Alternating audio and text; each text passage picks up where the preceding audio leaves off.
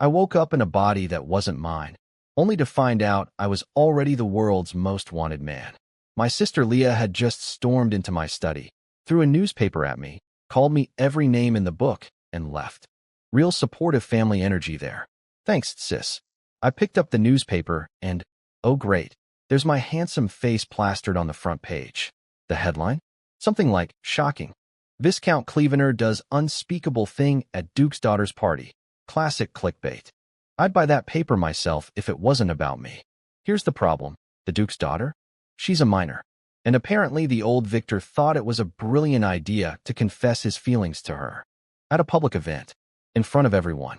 Now, I literally arrived in this body today. Zero memories from the previous owner. But try explaining that to anyone.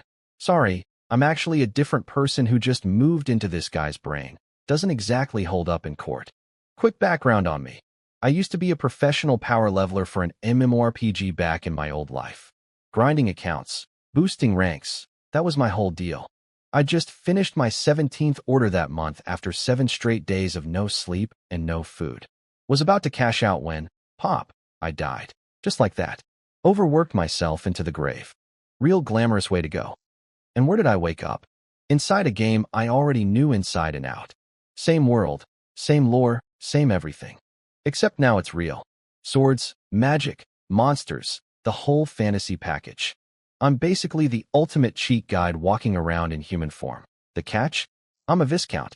Sounds fancy until you realize a Duke outranks me the way a mountain outranks an anthill. And I just personally offended one. Cool.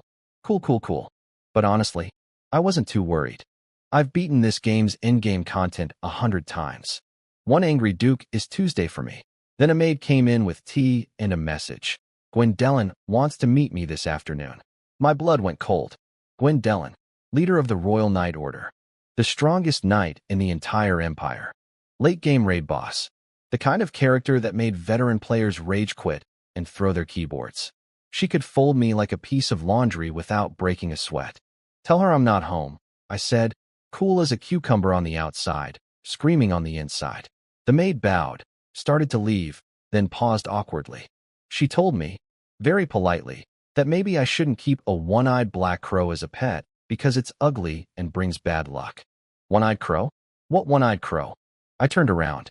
There, sitting on the corner of my desk, was this chunky black bird with a single eyeball smack in the middle of its forehead.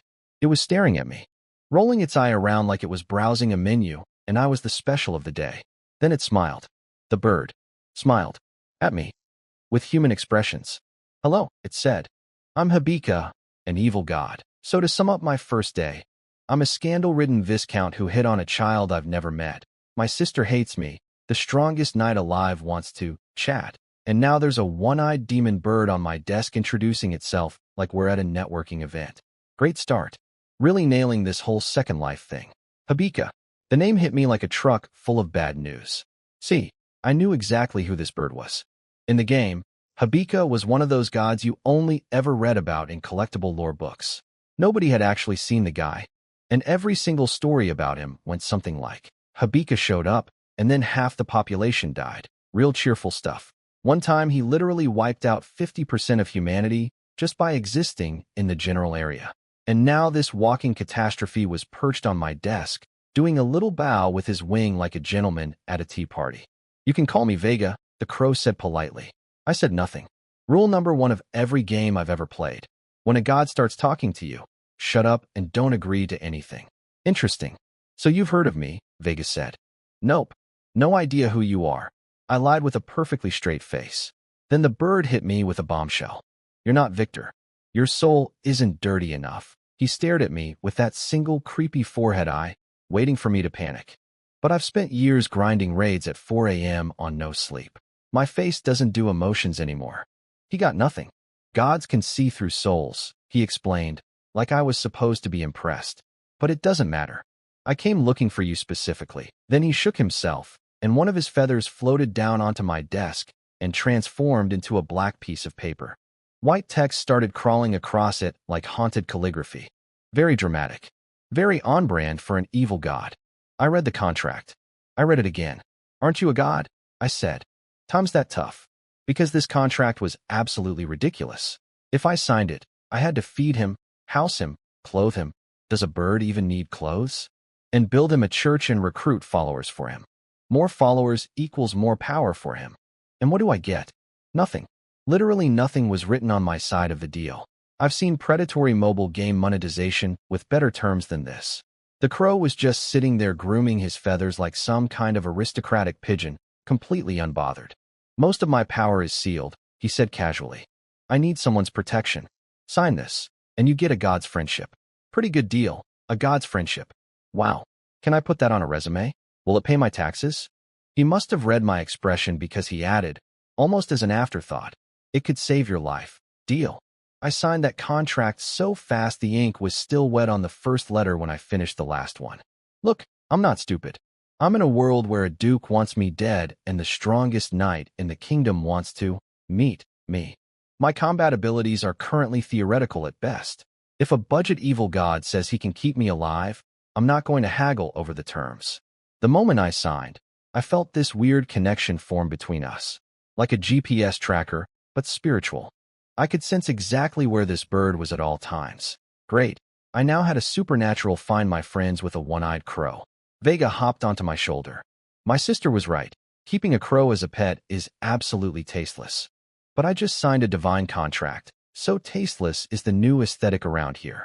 Now, the contract got me curious about something. How strong was I actually? I focused my mind the way you'd open a character menu in-game, and boom, a status panel popped up right in front of my eyes. Victor Clevener, level 39, HP, 1000, MP, for 1900 level 39. A third-tier mage. Most old wizards spend their entire lives stuck at second tier, and the original Victor hit third tier at 20 years old. Genuine prodigy stuff.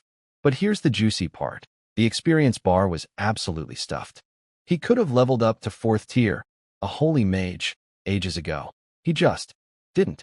On purpose. The original Victor had been hiding his real power this whole time, pretending to be stagnant for 9 years while the world forgot he was a genius. Because in the game's story, Victor Clevener eventually overthrew the entire empire. The Empress herself had to post a bounty and beg players to take him down. And players remembered him as that annoyingly handsome speed demon mage who's impossible to kill and also a terrible person. Somehow he was wildly popular despite being universally hated. The villain with a fan club.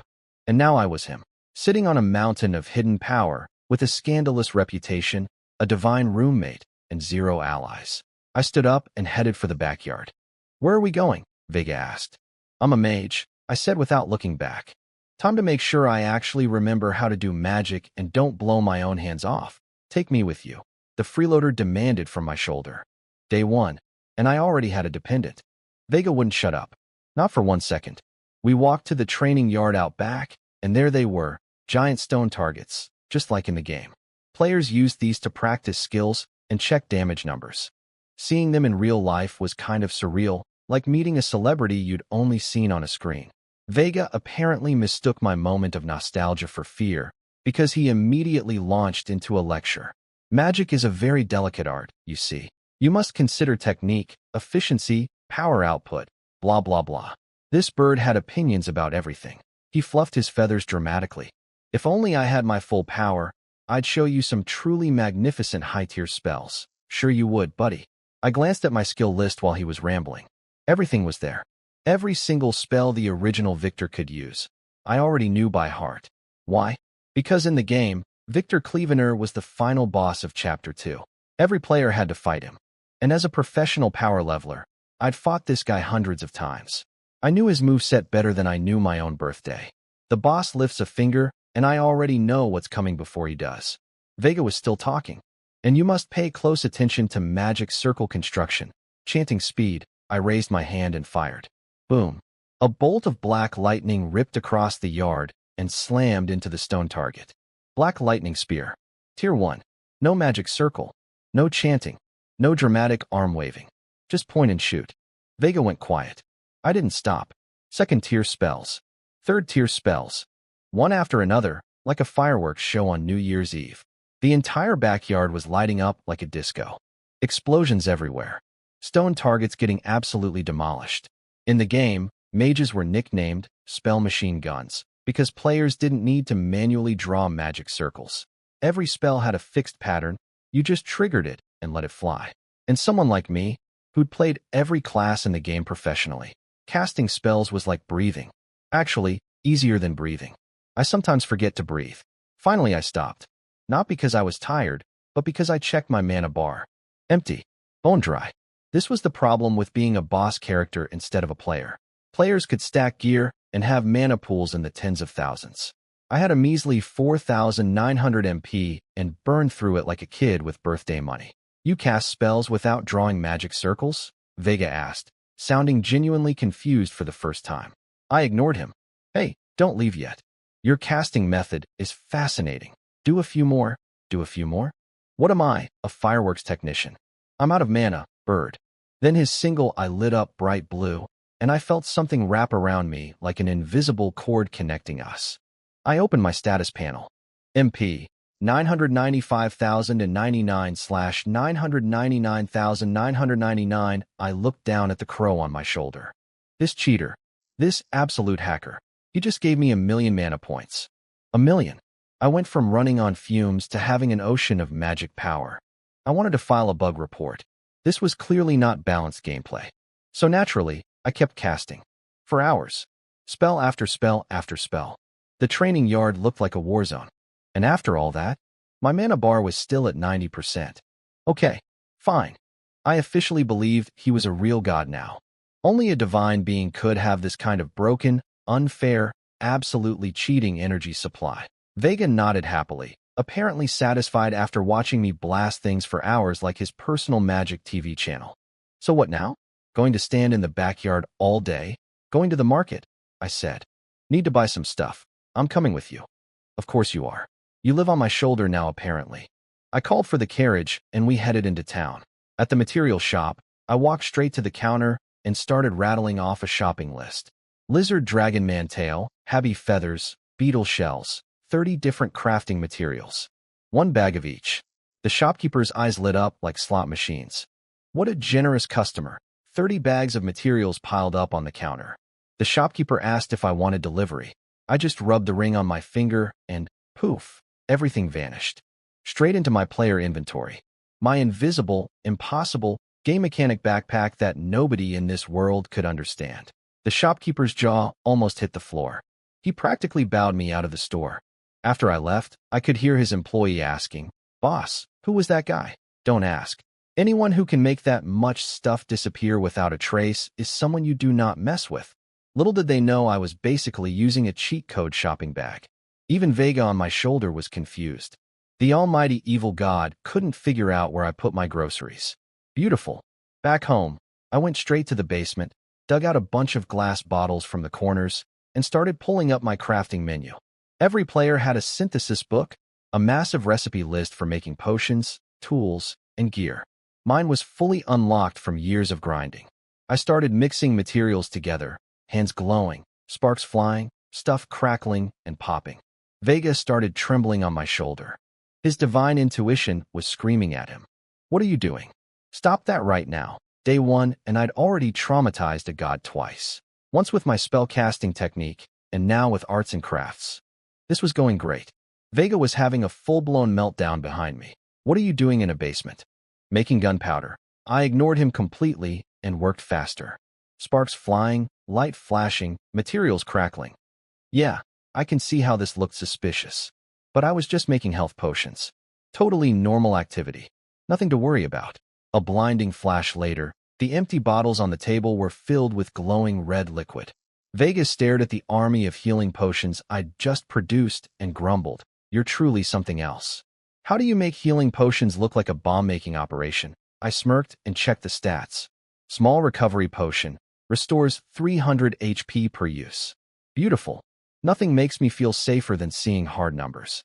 This world could throw dragons at me, and I'd be fine as long as I had potions with quantified healing values. That's just how my brain works now. Years of gaming have ruined me. Vega hopped off my shoulder, flew to the table, popped the cork off one bottle with his beak, and chugged it like a frat boy at a party. He smacked his beak a few times, looking confused. "You really made this yourself?" I confirmed. And then the bird went completely silent, which was terrifying because this creature had not stopped talking since I met him. I could practically hear the gears turning in his little crow brain. Apparently, my potions were comparable to the low-tier healing magic of an actual healing goddess. He was trying to figure out if I had some hidden divine power. Cute. The answer was way dumber than that. I just had a crafting menu and a recipe book memorized from thousands of hours of gameplay. But sure, think I'm mysterious. That works for me. He suggested I sell some potions for profit. Nope. These were all for personal use. I wasn't broke, and I wasn't about to open a pharmacy when there was a duke out there who probably wanted to arrange my funeral. Next up, mana potions. My hands lit up blue, and I cranked out batch after batch. Every time I finished one, Vega looked a little more shook. Apparently, making items with bare hands was something even master-level craftsmen couldn't do in this world. He was starting to wonder if I'd awakened some ultra-rare creation magic. Nah, dude. I just have a crafting interface you can't see. Now, you might ask, why bother making mana potions when Vega could just pump me full of 1,000,000 MP like he did earlier? Simple. I didn't know the price tag on that little service yet. Gods don't do favors for free, even freeloading ones. Better to have my own supply. Trust no one, especially not your pet bird, who is also an evil deity. Then a notification popped up. Crafting skill leveled up. Current level. LV2 new recipes appeared in my crafting menu. I stopped what I was doing and looked up at Vega on the table. Just stared at him. Silently. The bird started getting nervous. What? You're basically a crow, right? Excuse me? I reached over and plucked a black feather right off him. He squawked. An evil god, squawking, because I yanked out one of his feathers like he was a chicken I was prepping for dinner. Dignity? Gone. The recipe needed a magical creature's hair, or feather, close enough, plus 6 magic conductor stones. Those stones were rare little gems that could record images, store messages, and even hold spells. People had tried stuffing attack magic into them to make grenades, but the magic leaked out too fast. And they cost a fortune, so most people just bought actual bombs instead. Way more cost-effective. I gathered all the materials and started crafting. Everything melted down into liquid, swirled together, and began hardening into a shape. Transparent conductor stones embedded themselves into the surface. When the light faded, sitting in front of me was a sleek, fingerless glove. Vega's single, I went wide. You can craft equipment with your bare hands too? Day 1. Health potions, mana potions, and now custom magical gear, all handmade in a basement. I was basically a one-man factory, and my business partner was a traumatized crow deity who kept getting more confused by the hour. At this rate, by tomorrow I'd probably have him questioning his entire existence. I ignored the bird and admired my new creation. The mage's hand. A fingerless glove with 6 transparent conductor stones embedded in it. The stats were exactly what I remembered from the game. Store 6 different elemental spells, instant activation, 0 casting delay. No chanting, no magic circles, no dramatic arm waving. Just point and blast. It was every mage player's must-have early game item, the magical equivalent of a concealed weapon. I started channeling different spells into each stone. Fire, ice, lightning. One by one, the transparent gems shifted colors like a mood ring having an identity crisis. By the time I finished, I had a rainbow of destruction strapped to my hand. Vega watched the whole process with his blue eye literally on fire. Store multiple elemental spells with no chanting required? How about you share how you made that little toy? Classified. Stingy, he grumbled about how embarrassing it was for an evil god to be begging a human for knowledge. If his divine colleagues found out, he'd never live it down. I didn't feel bad. My player abilities were the one secret I absolutely could not leak. If word got out that some guy could craft magical items with his bare hands, every shady character in the Empire would come knocking, and my front door had already seen enough trouble for one lifetime.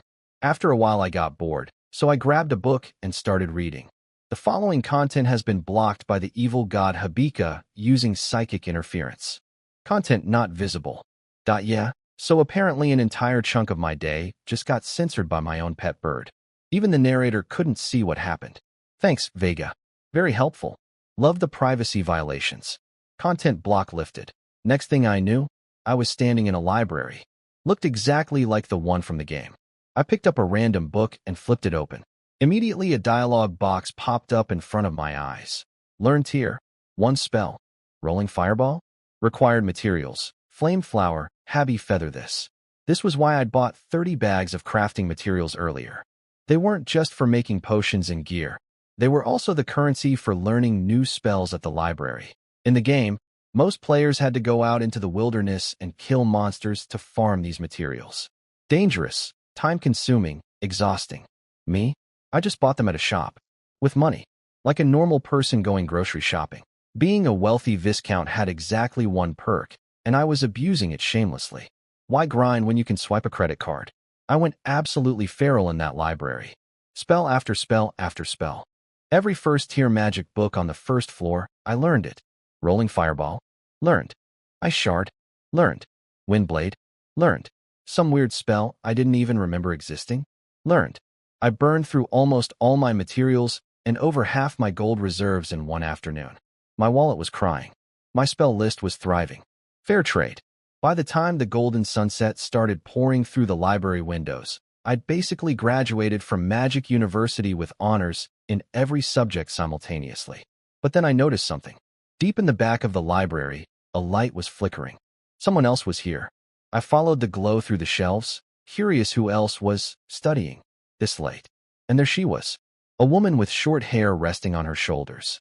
Her eyes were a striking fluorescent yellow, glowing faintly in the dim lamplight. She sat at a desk, pen in hand, writing furiously like she was trying to finish a term paper due 5 minutes ago. I stopped and stared. Day 1 wasn't over yet, and the universe was clearly not done throwing surprises at me. The following content has been blocked by the evil god Habika using psychic interference. Content not visible. You know what? I'm starting to think Vegas censors my life on purpose just to mess with me. Entire conversations gone. Whole scenes wiped. I'm living in a movie where someone keeps cutting to the next scene right when things get interesting. Content block lifted. So before that happens, don't overwork yourself. I was mid-conversation with a girl named Henny, apparently. She was beaming at me like I'd just handed her a promotion and a puppy. I won't let you down. Okay, so here's what I gathered. Henny was a teaching assistant at the Royal Magic Academy, where I apparently now worked. As a professor, I think. Look, the censored parts would have been real helpful here, but someone decided to scramble my narrator privileges. I asked her why someone as clearly talented as her was stuck being a lowly assistant. Her eyes dimmed for a second.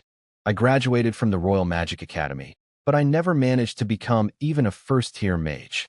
So I stayed on as a volunteer teaching assistant. Classic tragic backstory. All the skill, none of the magical talent. The other professors all had their favorite assistants picked out already, and nobody wanted the girl who couldn't cast a basic spell. She was like that one overqualified intern nobody bothers to hire full-time. I patted her shoulder. Work hard. The academy wouldn't keep you around if you weren't worth something. Then, because I am a master of disguise and deception, I casually asked, since I just got here, mind showing me around? She panicked into agreement and started frantically tidying her desk. Now, did I actually need a tour? Absolutely not. I'd been to this academy so many times in-game I could draw the floor plan blindfolded.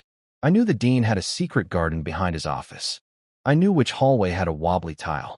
I probably knew this place better than the architect who built it. But here's the thing. Henny was basically doing my job. The work that should have been mine was now entirely on her shoulders, and that made me feel a tiny bit guilty. Emphasis on tiny.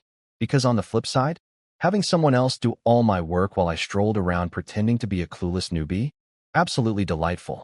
Who doesn't love getting paid to do nothing? Henny walked me through everything. Gardens, lawns, training grounds.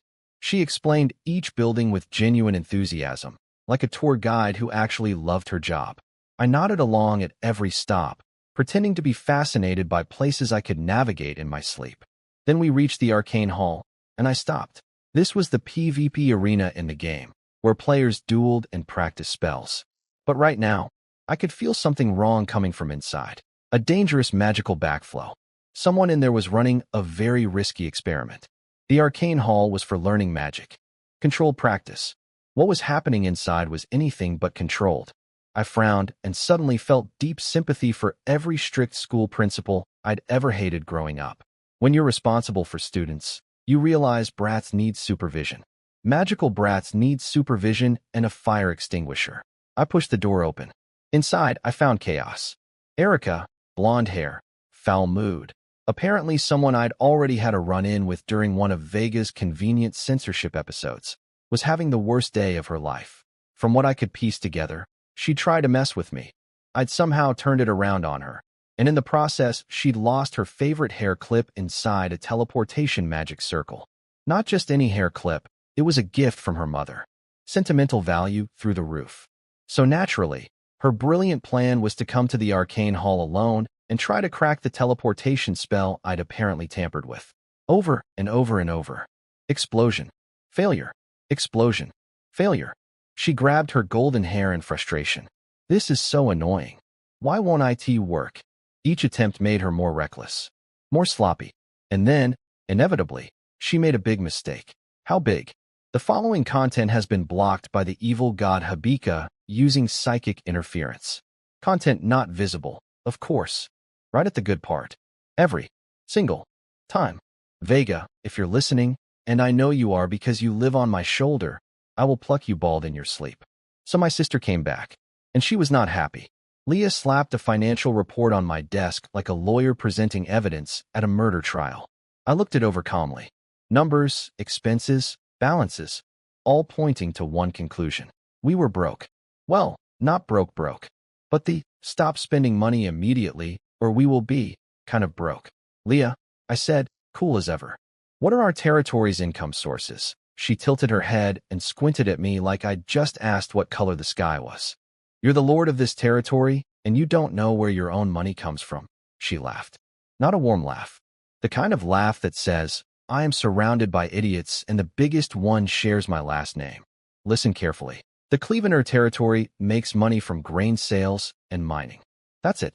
That's the whole business. She broke it down for me. Turns out, our family's territory was actually pretty sweet. Fertile land, surrounded by lush forests, only a day's carriage ride from the capital. The empire's second most prosperous town sat right in our backyard, and we had a fat mineral vein that could keep producing for another 50 years. Location? Premium. Agriculture? Booming. Mining? Literally sitting on treasure. The Clevener family was basically set up to print money. But, Leah said, and that, but hit like a sledgehammer. The mines have been producing way less lately, and it's not harvest season yet. The grain we've been selling was last year's surplus from the storehouse. Her voice was getting sharper with every sentence. We still need grain to feed our own people. We can't sell it all. Revenue is down, and at this critical moment, you're out there spending like a maniac. Fair point. I had kind of blown through a mountain of cash buying 30 bags of crafting materials and learning every spell in the library yesterday. In my defense, it was a really productive shopping spree. Do you feel even a shred of guilt? She demanded. I did not. My face showed nothing. Absolute poker face. Years of gaming had trained me for exactly this moment, being yelled at while feeling zero remorse. Leah stared at me like she was watching a nature documentary about a species she couldn't understand. I rubbed my chin and said, hire a few mages. Buy a storefront in the busiest part of the capital. Open a magic item shop. She exploded. Victor, did you hear a single word I just said? You think magic shops are rare in the capital? Even if you open one, what makes you think your name will outcompete every established merchant? Do you even know how business works? She was getting more heated by the second. And honestly, I got it. Their parents died, and since childhood, Leah had been the one running the entire territory by herself. For over 10 years, she'd kept everything afloat through sheer willpower and good management. Meanwhile, the original Victor was out there being a deadbeat, blowing money, chasing girls, and generally being useless. And now this same useless brother was telling her how to run the family business? I could see why she wanted to strangle me. Her eyes were actually getting watery, not from sadness, from pure, concentrated frustration accumulated over a decade of babysitting her disaster of a brother. Words weren't going to fix this, so I did the only thing that could. I waved my hand, and 50 bottles of shimmering blue mana potions materialized on the table between us. Leah froze mid-rant. Her mouth was still open, but no sound came out. She stared at the potions like they'd fallen from heaven. What are these? See, here's the thing about this world. Mana recovery items existed, but they were insanely rare and stupidly expensive. And the market only had healing potions, slow-acting ones that worked like actual medicine, gradually patching you up over time. My potions? Instant recovery. Drink one, full mana bar, done. In game terms, totally normal. In real-world terms, completely broken. A game item brought into reality was basically a cheat code with a cork on it. Even a tiny instant recovery mana potion would be considered a legendary artifact in this world. I didn't bother explaining. Coming from my mouth, it would sound insane. Better to let the product speak for itself. Go hire some mages, I said flatly. Have them cast spells until they're completely drained. Then give them one bottle. After that, you'll know exactly what to do. Leah stood there, surrounded by glowing blue bottles, her brain visibly short-circuiting as it tried to process what just happened. Day 2, and I'd already gone from family embarrassment to guy who might accidentally revolutionize the entire magical economy. Not bad for a deadbeat. Leah took the potions, but she looked at me like I'd handed her a box that might contain either gold or a live snake. By the way, I asked, do you have any help? Bodyguards, assistants, anyone? She smirked. Oh wow. Our great lord has learned to care about other people? What a historic day. I let the sarcasm bounce off me. The original Victor had earned every ounce of her contempt. This was his debt, and I was paying the interest. Seriously, your trade caravans. Do you hire protection? She snorted. No, I don't trust anyone. So let me get this straight. My little sister had been running the entire family business solo, traveling a full day's journey between the territory and the capital, alone, for over 10 years, with no backup. Isn't the road dangerous? She seemed genuinely surprised I was asking. She twirled a strand of hair around her finger and looked away, clearly not used to brotherly concern from the guy who'd spent the last decade being a human dumpster fire. It's fine. We have established trade routes. If bandits show up, we flash the Clevener family crest, and they back off. Never had any real trouble. Good enough for now. But I wasn't sending her to the capital with revolutionary potions and zero protection. So I took off the mage's hand glove and held it out. Leah, listen. This trip is different. These potions will attract attention. Where this, it'll handle emergencies. She stared at the glove, then at me, looking conflicted. Not about the glove itself, mind you. Don't overthink it. It auto-adjusts to your hand size. She took it. I noticed her fingers brush the spots still warm from my hand, and she quickly shoved it on like it was burning her. Then she touched the gemstones, and her merchant brain kicked in instantly. Those were conductor stones. She knew what conductor stones were worth. Each one was valued at over 1,000,000 coins. I had put 6 of them on a glove. I could practically hear her internal screaming. But miraculously, she didn't yell at me this time. Open your palm toward me, I instructed. Focus on any gemstone with your mind. She aimed her palm at me and thought about the pretty green one. Whoosh! A magic circle exploded from her palm, and a hurricane ripped through the study. Papers went flying. Books tumbled off shelves. The wind kept growing larger and more violent. I calmly tapped the desk, opened a teleportation circle, and sucked the entire storm into it before it could demolish my house. Silence. Then, from somewhere outside, a massive crack echoed across the landscape. Probably a hillside. Probably used to be a hillside. Leah stood frozen, hand still out, brain completely offline. That was Tier 2 spell, Raging Tempest. Strong enough to flatten a mountain. Maybe don't do that indoors next time. She was shell-shocked. She'd never cast magic in her life, and her first spell had nearly renovated the entire study into an open-air patio. So that's what casting magic feels like, she whispered, staring at her own hand like it belonged to someone else. I recharged the glove and gave her the safety briefing. Each stone is one use. Don't accidentally activate one unless you mean it. When they're empty, come back and I'll refill them. I could see the gears turning. Her merchant instincts were screaming, sell this for a fortune. But then she remembered my serious tone and the fact that this thing could literally save her life, and she shut that thought down. Thank you, she mumbled, looking away like the words physically hurt her to say. Then she grabbed the potions and bolted out the door. After she left, Vega spoke up from my shoulder. Giving away something that valuable doesn't bother you. It's just an item. I can make another one whenever I want. And I don't really need it right now. The mage's hand was mainly a PvP tool, amazing for player duels where you needed instant cast surprise attacks.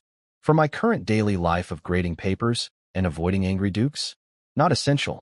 I could hear Vega's little crow brain scheming. He was definitely trying to figure out how to con me into making him one too. Good luck, bird. I see you. Next morning, I was getting dressed to head to the academy when a servant walked in. My lord, there's a young woman outside. She says she's your teaching assistant, here to deliver notes and your lecture script. I paused mid-button. Henny? I definitely did not tell her to deliver anything to my house. I let her in anyway, and what walked through my door was a zombie. Dark circles under her eyes so deep they looked like bruises. Face pale as paper, barely standing upright. What happened to you? Did you sleep at all? She perked up like a startled puppy. Oh no, Professor, I'm fine. I just forgot to sleep last night and wrote your lecture script until morning. She forgot to sleep and spent the entire night writing MY speech. For MY class. I wanted to scold her, but honestly, how do you yell at someone who looks like a ghost that's been through a washing machine? It would be like kicking a kitten. Have you eaten breakfast? She shook her head. Of course not. No sleep and no food. This girl was speedrunning self-destruction. I waved a servant over. Take her to eat. Then set up a room so she can rest. Henny started stammering. Oh no, I couldn't possibly eat. Sleep. Now, she wilted like a flower in a drought and shuffled away with the servant, head hanging low, zero resistance left in her tiny, exhausted body. My house is huge. There are plenty of rooms. Letting an overworked assistant take a nap wasn't charity. It was basic human decency, something the original Victor apparently never practiced. I changed my plans. Class wasn't until the afternoon anyway, so I settled into the study to review Erica's homework and my lecture notes. While I was grading, I asked Vega without looking up, "What do you think of that girl?" He blinked. "Which one? You wanted me to recruit followers for you, right?" I stretched, tapped the desk, and turned to him with a lazy half-smile. My eyes narrowed just a bit, the kind of look that says, I'm about to do something clever and slightly terrible. A naive, hardworking, trusting girl like that? She's perfect recruitment material. Vega stared at me. Day 2, and I was already planning to convert my innocent assistant into the first disciple of an evil crow god. The original Victor was a villain, sure, but I was starting to think I might be worse. At least he was honest about being terrible. I was going to be terrible with a smile. You think recruiting followers is just sweet-talking people? Vega lectured. They have to believe sincerely. Fake faith doesn't count. I tapped the desk, watching the morning sunlight fall on my books, and smiled. Sincerity? Don't worry. I can make anyone believe anything. Vega made this low growling noise, which I'd learned was Crow 4. I disapprove, but can't stop you. You might be even more devious than the original Victor. Thank you. Speaking of Vega, I'd noticed something concerning. Since signing our contract, this so-called evil god had completely abandoned his grand revival plan. His daily routine was eat, sleep, occasionally judge me. That was it. He'd gotten visibly fatter in just a few days. When he sat on my shoulder now, I could feel the extra weight. He was less terrifying deity and more overfed office bird. But hey, if he wasn't worried about his own career, why should I be? I spent a quiet morning grading Erica's homework and memorizing my lecture notes, which Henny had prepared so thoroughly I barely had to think.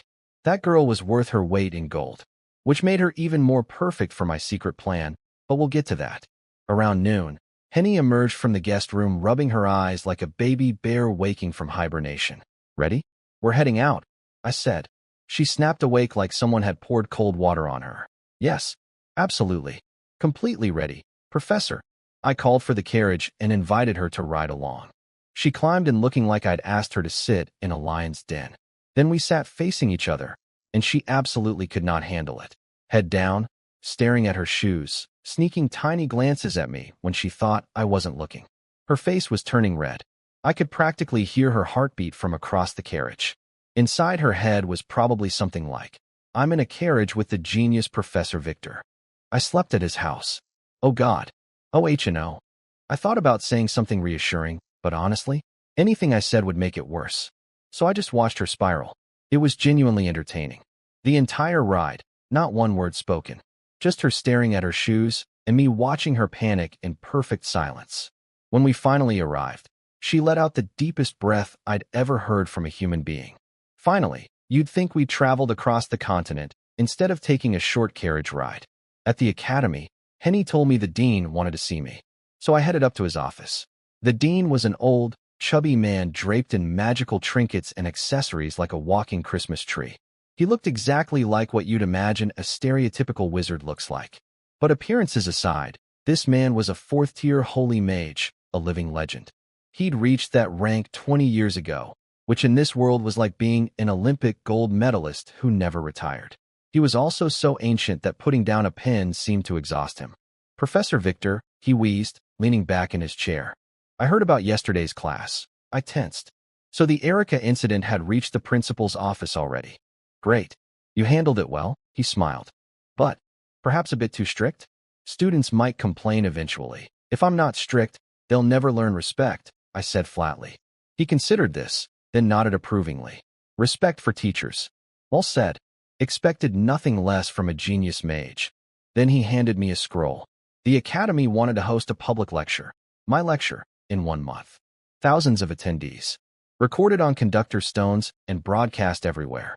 A massive PR event right before new student enrollment season. I immediately understood the play. The academy wanted to dangle their shiny young third-tier professor in front of prospective students like bait. Look, we have a genius. Come study here. My bad reputation didn't matter. Results did. And for me, this was even better. A successful public lecture would bury that newspaper scandal completely. Nobody cares that a powerful professor once flirted with a duke's daughter when he's giving groundbreaking magical presentations to thousands. It would also lock in my position at the academy, giving me connections and protection for the dangerous years ahead. I'm in. Whatever the academy needs, I said. The dean smiled and glanced at Henny. And the assistant? Satisfactory. I looked at Henny, who was trembling beside me like a chihuahua at a vet's office. Having such a dedicated assistant is my honor. Henny nearly passed out from joy on the spot. As we left, I could see her walking with an actual spring in her step. She was practically skipping, all because I said one nice sentence about her in front of the dean. This girl's happiness threshold was dangerously low. Perfect for recruitment. But I digress. Afternoon class went smoothly. No troublemakers this time. Word had spread about yesterday, and nobody wanted to be my next example. Even Erica was on her best behavior, head down, taking notes furiously. After class, I called Erica to my office and returned her graded homework. Gave her tips on teleportation magic. We were surprisingly civil. Neither of us mentioned the birthday party incident. It was like an unspoken treaty. I won't bring it up, you won't bring it up, and we'll both pretend it never happened. What Erica didn't know was that most of my brilliant teaching came directly from Vega whispering answers in my ear like a magical cheat sheet. Having a walking encyclopedia evil god as your co-teacher made everything embarrassingly easy. She asked if she could come for extra tutoring in the future. We'll see. I'm busy, but if I have time, sure. Translation: I clock out at exactly quitting time and refuse to do overtime. Ever. Then, mid-sentence, I felt something. The mage's hand. Someone had activated one of the spells. Leah. She'd used the glove. I gave it to her yesterday, and she already needed it? The magical signature wasn't far from the capital. I decided to check it out. Something came up. Lock the door when you leave, I told Erica, then drew a teleportation circle on the floor and vanished. Erica stared at the empty space where I'd been standing. Fair reaction. I arrived at the outskirts to find a scene that was equal parts horrifying and hilarious. Leah was sitting on a rock, looking mildly inconvenienced. Behind her, a group of hired mages were shaking like leaves. And in front of her, a pile of bandits. Charcoal. Crispy. Extra well done. No survivors. Apparently, some idiots had attacked her caravan despite the Clevener family crest being clearly displayed. So Leah did what any reasonable person holding a glove full of Tier 2 magic would do. She barbecued them all. The hired mages were terrified. They'd watched this non-mage woman casually unleash a spell more powerful than anything they could dream of casting. They were having existential crises right there on the roadside. Before I even got close, Gwen arrived with her knights. White horses, gleaming armor, the whole royal escort package. She immediately ran to Leah. Leah? Are you okay? Me? I'm fine, Leah said casually, gesturing toward the smoking pile of human charcoal. The bandits, though? Not so much. Gwen looked over, and even she, the strongest knight in the Empire, a woman who'd seen countless battlefields, winced at the sight. Then the gears started turning in her head. Those weak little mages Leah hired? No way they did this. So who? She turned back to Leah with a half-joking smile. Don't tell me you killed them. Huh? Just kidding. Leah looked at her dead in the eye. What if I said yes? Would you believe me, Gwen? And somewhere nearby, hidden from view, I stood watching the whole thing, grinning like an idiot. My sister just casually committed mass arson on a bandit gang with a glove I made in my basement, and now the strongest knight in the kingdom was questioning reality. Day 2 was going great. That was me, I said, stepping out casually like I hadn't just teleported across the countryside. Gwen turned around and saw me. She didn't question it for a second. I was a third-tier mage, after all. Roasting a bunch of bandits was like swatting flies for someone at my level. At least, that's what she assumed. She didn't need to know my sister had done it with a glove I made in my basement. What are you doing here? Gwen asked. Came to escort my family's caravan. Took out the trash on the way. She bought it. Then she pulled out this shimmering rainbow crystal and tucked it away. I noticed Leah had a matching one on her belt. Some kind of paired communication device, basically magical walkie-talkies. These two were apparently close enough to have each other on speed dial. Gwen ordered her knights to examine the charcoal formerly known as bandits, told Leah to stay safe, and rode off with her entourage. The second she was gone, Leah puffed her cheeks out like an angry hamster. She was mad. She'd single-handedly turned a bandit squad into barbecue and was planning to look cool in front of Gwen. Then I showed up and stole all the credit like some glory-hogging older brother, which, technically, is exactly what I was. Don't show off wealth in public, I said. You know this better than me. That shut her up instantly. She was a merchant. She understood. If anyone figured out her power came from an item instead of actual ability, she'd become a target. People would kill for that glove. Greed is a universal language. Fine. You're right, she muttered. I walked over and recharged the spent gemstone on her glove. Red light flickered, magic restored. Good as new. I turned to leave, but she called after me, squinting suspiciously. How did you even know to come here? I don't believe that escort story. Felt you activate the magic. Got curious. I said it with zero emotion. Classic ice face. No warmth whatsoever. But Leah went quiet. Something shifted behind her eyes. In her entire life, the original Victor had never shown concern for her. Not once. And now, twice in 2 days, he'd gone out of his way to help her. I could see the 3 questions forming in her head. Did someone rewire his brain? Did he have a near-death experience? Did he finally grow a conscience? Before she could get sentimental, I added, the attack might be connected to one of my enemies. I have too many to narrow it down, so watch yourself. That gave her the opening she'd been waiting for. She grinned coldly. Oh, so you do know everyone hates you. Progress. She had her own suspicions about who sent those bandits, but she kept that to herself. Smart girl. I changed the subject. Did you test the mana potions? Every mage tried one. They went from completely drained to full power in seconds. Everyone was stunned, music to my ears. I've already found a storefront in the capital, she continued, and I could hear the excitement creeping into her businesswoman voice. Adventurers, mages, there's huge demand. A shop in the busy district will explode. I was quietly impressed. I'd given her the idea yesterday, and she'd already scouted a location. This girl's execution speed was terrifying. But I didn't say anything, because the original Victor never complimented anyone, and I was committed to the brand. If you need help in the capital, contact Gwen. Leah tilted her head and gave me a long, drawn-out. Oh, her eyes narrowed. You don't know, do you? I told her to stop being cryptic. Gwen's leaving on a mission in a few days. Won't be back for at least 2 weeks. Then she twisted the knife with a smirk. You're her fiancé, and you didn't even know this? Honestly, she should just find someone better. Wait. Hold on. Back up.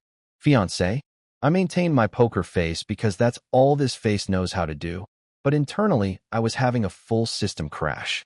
Gwen Dellen, the strongest knight in the kingdom, the woman who could fold me like origami, was my fiancé? Where is she going? I asked, as if I were asking about the weather. Leah was visibly disappointed that she couldn't crack my expression. She fiddled with the glove boredly. Mount Vesuvius. It's supposed to be a dead volcano, but locals have been hearing strange sounds. The Emperor sent her to investigate whether it might erupt. My brain stopped. Mount Vesuvius. That was not a dead volcano. Deep beneath the lava, sleeping inside that mountain, was the game's first world boss, the furnace beast. A level 50 nightmare that, when it eventually woke up, would burn every town in the surrounding area to ash.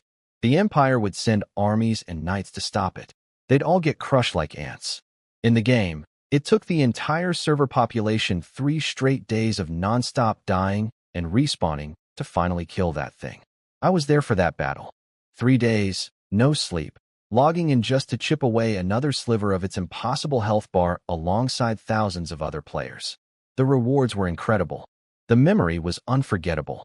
And the despair of facing something that powerful for the first time? That could never be recreated. But the beast wouldn't wake up for another year and a half. Right now, it was still sleeping. And I really wanted to see what it looked like before it woke up. Call it nostalgia. Call it stupidity. Either way, I needed to get on that mission, which meant I needed to visit my apparent fiancé tonight. Leah noticed me spacing out and waved her hand dismissively. Don't you have a job? Go home. You slacker, professor. I nodded, drew a teleportation circle, and vanished on the spot. Behind me, I heard her sigh. That guy? He really just leaves without a single goodbye. Zero attachment. Sorry, sis. I had a fiancé to ambush. Meanwhile, Leah got to work. She ordered her people to investigate the Ducroix family, the Duke's household. Because in her mind, nobody had the guts to attack a Clevener caravan except someone powerful and stupid enough to think they could get away with it. And the only recent enemy? The Duke whose daughter I'd allegedly hit on. Her exact energy was, nobody robs our family. We're the ones who collect protection fees around here. Terrifying. I loved it. I teleported home, changed into nicer clothes, and ordered a carriage to the Dellon family estate. Time to make a house call on my fiancé. At that exact moment, Gwen had just gotten home from work. She'd stripped off her armor, shed her formal clothes, and sank into a hot bath. Relaxing in the warm water, stretching out, making those satisfied. Sounds you make when you've had the longest day. Pure bliss. Eyes closed. Steam rising. Not a care in the world. Then a knock on the bathroom door. My lady, you have a visitor. Who is it? She yawned lazily, leaning against the edge of the tub. It's Mr. Victor. Splash. She slipped and went completely underwater. Somewhere in a carriage heading toward her house. I had no idea I'd just caused the kingdom's strongest knight to nearly drown in her own bathtub. Day 2 wasn't even over, and I was already a menace to everyone around me. The Duke wanted me dead. My sister couldn't decide if she loved or hated me. My assistant was developing what might be Stockholm Syndrome. And now my fiancé was choking on bathwater because I showed up unannounced. Being Victor Clevener was an absolute disaster, and I was having the time of my life. I sat in the carriage outside Gwen's estate, waiting for someone to let me in. Vega was on my shoulder, trying to groom his feathers but failing because, and I say this with love, he'd gotten so fat his beak couldn't reach his back anymore. You're interested in that dead volcano, aren't you? He asked. What gave it away? Because there's no other reason you'd voluntarily visit your fiancé. Fair point. Devastating, but fair. Minutes passed. Nobody came to get us. Why is this taking so long? Vega complained. I closed my book. Imagine you're a beautiful woman, home alone, and your fiancé shows up unannounced late at night. What do? Vega thought carefully. Get dressed up? Put on my best look? Present myself beautifully? Wrong. You'd think he's a creep and be annoyed, but that's how it works in all the romance novels. You don't know Gwen, and honestly, I barely knew current Gwen either, but I knew enough. Gwen Dellon had never once in her life thought of herself as a woman in the romantic sense. She was a knight. Period. Our engagement was probably the biggest embarrassment of her life, like having a permanent stain on an otherwise spotless record. In the game, after Victor died, she never married. Ever. That's how badly being associated with him scarred her. And now I was knocking on her door at night. Like a genius. Get ready, I told Vega.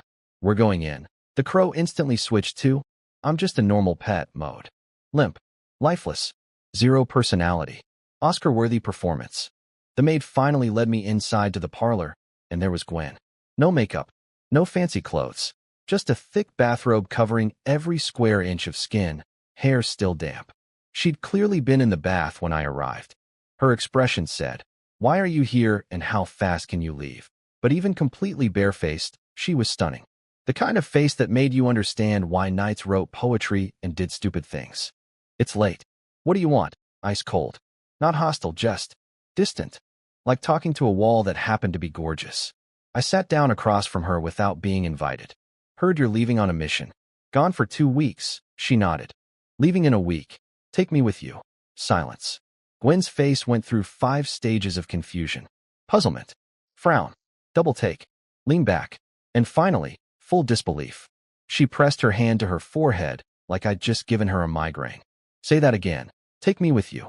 She exhaled slowly. Give me a reason. A real one, or no. I went with the strategic pitch. I know the mountain terrain, the surrounding monsters, their weaknesses. With me along, you can cut the round trip down to 7 days. She didn't even look up. Couldn't tell if she was considering it or ignoring me entirely. I opened my mouth to add more selling points, but she cut me off. I want the truth. My eyes went cold. You used your ability on me. Gwen's unique gift, the heart of justice. A built-in lie detector. She could tell instantly whether someone was being truthful or not. She could control it. She didn't use it on everyone, but she was using it on me, which meant she distrusted me so much that she couldn't even have a normal conversation without scanning for lies. I wasn't angry. I expected it, actually. It just confirmed how much she despised the original Victor. I don't trust you, she said bluntly. No sugarcoating. I smiled. Actually smiled. Then I tried again. There's a monster near Mount Vesuvius that produces unique crystals. I need those crystals for crafting magical equipment. And as I said it, I cast a quiet little spell on myself. Tier 1 magic, self-suggestion. Hypnotize yourself into temporarily believing something, boosting one random ability by 1 level. The trick to beating a lie detector? Just believe your own lies. If I genuinely believed I wanted those crystals, then it wasn't a lie. It was the truth. My truth. Mages don't fight with swords. We fight with flexible morals and creative thinking. Gwen finally looked at me. Her lie detector found nothing wrong. So you know the volcano. Otherwise you wouldn't say that. Using the Royal Knights as your personal escort just to get crafting materials. Typical selfish Victor. I smiled warmly. I'll take that as a compliment. She knew I'd keep pestering her until she caved. That was the original Victor's brand. Relentless and annoying. So she took the pragmatic route. I'll request an accompanying mage for the mission. Show up on departure day. Thank you, Night Gwen. Truly generous, helping even a selfish man like me. I placed 5 blood-red health potions on the table as a thank you gift. She glanced at them with 0 interest. Too proud to accept anything from me. It's not charity, I said. You know I hate owing people. She stared at me for a long moment, reading me with those sharp eyes. I didn't give her the chance to dig deeper. I stood up, straightened my coat, and headed for the door. I'll have everything arranged within the week. Don't bother seeing me out. She nodded and watched me leave. But as I walked away, I could feel her gaze lingering on my back. Something about the smile I'd given her, genuine, warm, had thrown her off. The real Victor never smiled like that. In the carriage, I leaned back and stared at nothing. You're angry? Vega asked. What makes you think that? After staring at your poker face this long, I've developed instincts. You only smile that brightly when something's bothering you. Angry? No, not exactly. It was more like nausea. My instincts told me to be a good person. But the only way Gwen would accept me was if I acted like the selfish jerk she expected. I had to wear the villain mask because that's the only version of me she'd believe. Being honest would have made her suspicious. Being good would have confused her. So I had to be bad to be trusted. That didn't make me angry. It just made me want to throw up a little. The next 6 days flew by in a blur. Days, teaching at the academy. Nights, basement potion factory. I was cranking out 100 mana potions daily, all shipped to Leah for the new shop. Leah reported the storefront was almost ready. We'd launch with mana potions only, build the brand first, expand later. I told her to limit sales to 50 bottles per day. Hunger marketing. She was a natural merchant.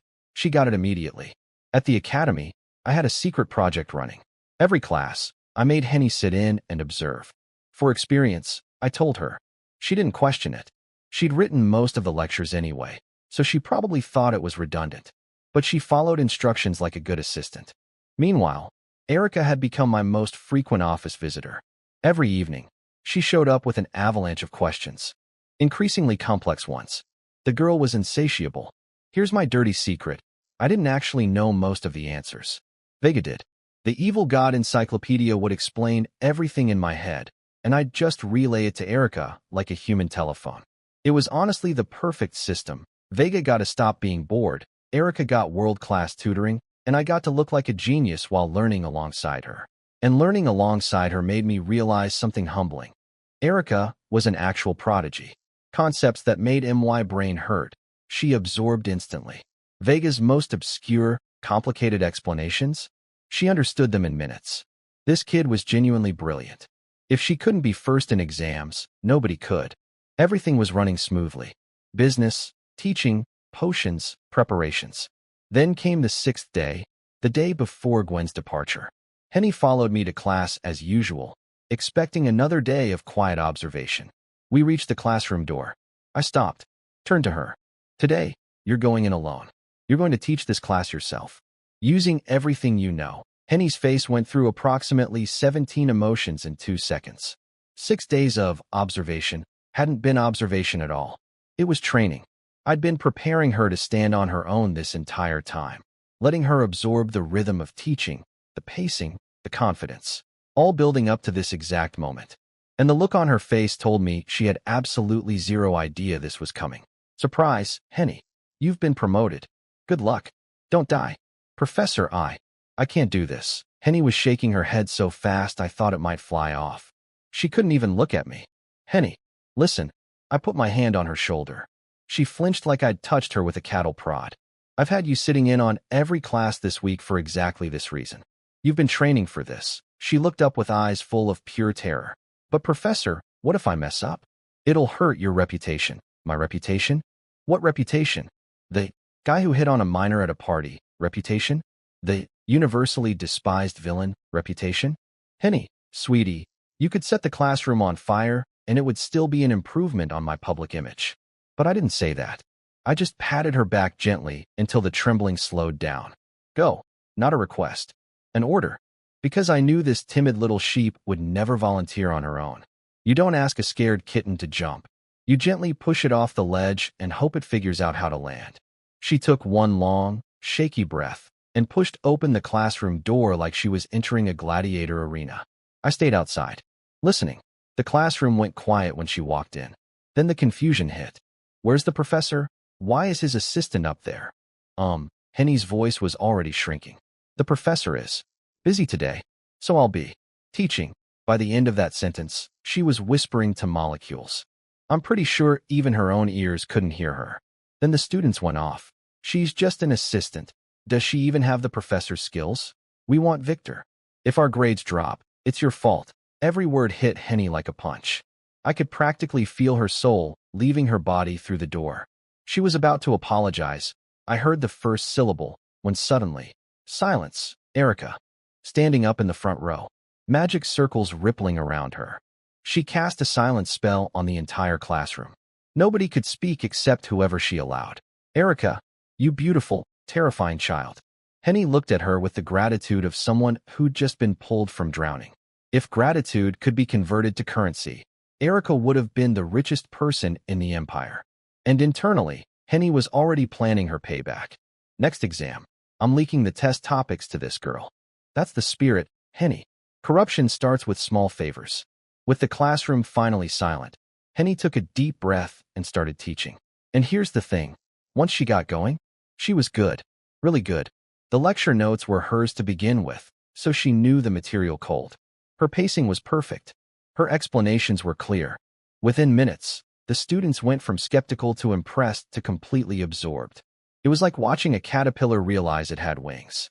Then she hit a wall. The lesson required a live demonstration of a Tier 2 spell called Shattered Stars.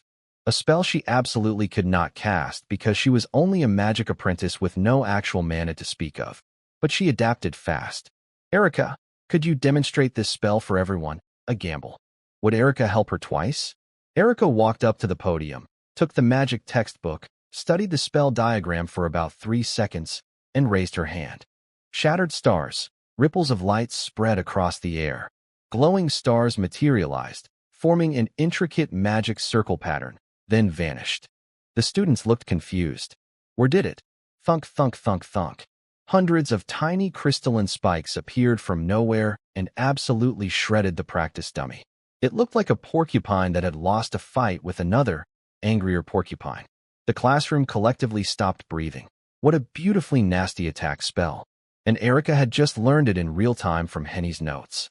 Genius recognizes genius. By the time the bell rang, not a single student was complaining. They were genuinely impressed. Henny and Erica exchanged a smile. Two girls who'd started as strangers and ended as co-conspirators in the most unexpectedly successful substitute lesson ever. Meanwhile, I'd snuck back to my office ages ago. The moment I saw Henny hit her stride, I teleported away to do what I do best. Absolutely nothing. Coffee, magic book, quiet evening sunlight, bliss. Then Henny and Erica teleported in. Professor, Henny started, still sounding like a mouse addressing a lion. I didn't look up from my book. Good class today. How'd it feel? She clutched her chest with relief. Thanks to Erica, it went well. If there's a next time, I won't be so scared. Good. Because there will be a next time. I'm leaving for a trip. Gone for a while. Henny took this calmly. Erica, on the other hand, fumbled the bird food she was feeding Vega and spilled it all over the desk. Vega squawked internally, hey, if you're going to feed me properly. Erica ignored the angry crow and eavesdropped intensely. I needed to test whether you could handle the class alone, I told Henny. And you passed. Henny froze. You were testing me. I gave her the smallest possible smile, barely visible, like a sunrise behind heavy clouds. You did well. I believe you'll make an excellent teacher someday, Professor. Sniff. Wah, she burst into tears. Full waterworks. Years of being overlooked, dismissed as talentless, stuck as everyone's last choice assistant. And now someone finally told her she was good enough. The dam broke. Erica, meanwhile, was processing the news that I was leaving and experiencing two completely contradictory emotions simultaneously. Emotion 1. Oh no, I won't have my evening tutoring sessions. I'm disappointed. Emotion 2. Yes. The jerk is leaving. Out of sight, out of mind. Freedom. She settled on option 2, puffed up her chest, and told herself she was perfectly fine without me. Then I turned to her. So, what questions did you bring today? Hurry up and ask them. Once I'm done teaching you, I can clock out. Her carefully constructed emotional fortress cracked like cheap glass. He remembered. He always remembered. She pulled out her notes and walked over. But something was different. She seemed distracted. Like her brain was running two programs at once, and neither was working properly. Interesting. But not my problem. I had places to be. That evening, Leah came to my study. Shop's ready. She'd been living in the capital this whole week handling everything. Scouting, renovating, hiring, all done. The girl was a machine. Price? I asked. 1,000 geo per bottle. For a consumable in the capital? Not cheap. But for an instant mana recovery potion that shouldn't exist? An absolute steal. If we sold 50 bottles a day, that was 50,000 geo daily. And the production cost? 1 tree fruit per potion. Maybe 10 geo each. That profit margin was so obscene it should be illegal. I nodded. Right in the sweet spot. Expensive enough to signal quality. Cheap enough that professionals would buy without thinking twice. One more rule, I added. 2 bottles per person per day? Maximum. Leah looked puzzled. It's already expensive and limited supply, and now you want purchase limits too? What if nobody buys? Start small. Let the effect speak for itself. Once word spreads, demand will explode. Then the limit becomes the reason people line up. Her eyes widened. I could see the merchant gears clicking into overdrive. Since when are you better at business than me? Since I played an MMORPG where the entire economy was run by players who turned market manipulation into an art form. But I couldn't exactly say that. She yawned and asked casually, so you're really going with Gwen to that volcano? Yep, fine. Just don't die out there. Funerals are expensive and I don't want to pay for yours. Good night, Leah. She slapped her own cheeks to wake herself up, waved, and left. Vega raised his head after she was gone. Is your sister warming up to you? I thought you two didn't get along. We don't. But it's gotten better recently. How? What changed? I placed a blue mana potion on the desk, spinning it idly between my fingers. Because I make money. That was it. That was the whole answer. In every world, in every universe, across all dimensions of reality, the fastest way to earn family respect is to be profitable. Forget emotional growth. Forget character development. Just generate revenue. The universal language isn't love. It's cash flow. Early morning. I was leaning against my carriage outside Gwen's house like a stalker with good posture. She opened the door holding a silver sword, ready for her morning training. Then she saw me and froze. "That you're here already?" She looked uncomfortable, like she'd found a stray cat on her doorstep that she couldn't shoo away. After an awkward pause, she held up the sword and offered, "Want to spar?" "I'm a mage." Her face turned red. She mumbled, "Oh," and told me to come inside. She went to the training yard and started her drills, swinging, slashing, the whole night fitness routine. I had nothing better to do, so I just stood there watching her. After a while, she got self-conscious. "Knights have to train every day? It's mandatory." I didn't ask, so we just existed. Her swinging his sword. Me staring. 0 words exchanged. Peak relationship energy. After training, she reached for her water pouch to take a drink. "Drinking water right after intense exercise is bad for you," I said casually. She put the water down. Not because she agreed, but because she knew if she drank it, I'd lecture her further. Then came breakfast. She glanced at me. "Have you eaten?" "No." "Then come eat." I guess. The second she said that, I was already walking into her house before she'd even turned around. 0 hesitation. Shameless. She tried scanning me with her heart of justice. Everything I'd said and done was genuinely honest. I wasn't scheming. I was just being annoying. Truthfully. "Weird," she muttered. At the breakfast table, I ate with perfect noble etiquette. Knife, fork, small precise bites. The portrait of aristocratic grace. Gwen watched me eat, and, although she'd never admit it, found the whole thing annoyingly pleasant to look at. Apparently watching a handsome man eat properly was some kind of appetite booster. Then she glanced down at her own plate and realized she'd been eating like a construction worker. She got a little grumpy about that. After breakfast, she suited up. Full silver knight armor. She looked like a frost goddess descending from a glacier. Cold, beautiful, untouchable. Then she pulled out her white horse and I asked, "Do I have to ride a horse too?" She suddenly realized she'd completely forgotten that mages don't do long-distance hiking. Now she was panicking internally. Was she going to have to share a horse with me? The mental anguish was visible. While she was having her crisis, I'd already asked her servants to bring me a good travel horse from the family stable. Knight families have plenty of horses. She was about to offer a solution when I swung myself onto the horse in one smooth motion. Perfect mount. Textbook form. "You can ride? You look experienced," she said, surprised. I said nothing. Couldn't risk speaking. Her lie detector was always on around me. And I learned to ride in a video game where I literally rode dragons. Wasn't going to pass the truth test. But yeah, I was a power leveler. I'd ridden every mount in the game. Horses, griffins, dragons, giant wolves. A regular horse was like riding a bicycle. We rode to the knight headquarters in complete silence. Gwen kept glancing back at me. Our eyes met. She immediately whipped her head forward. I went back to enjoying the scenery. At headquarters, dozens of knights stood in formation, ready for inspection. Gwen addressed them from the platform.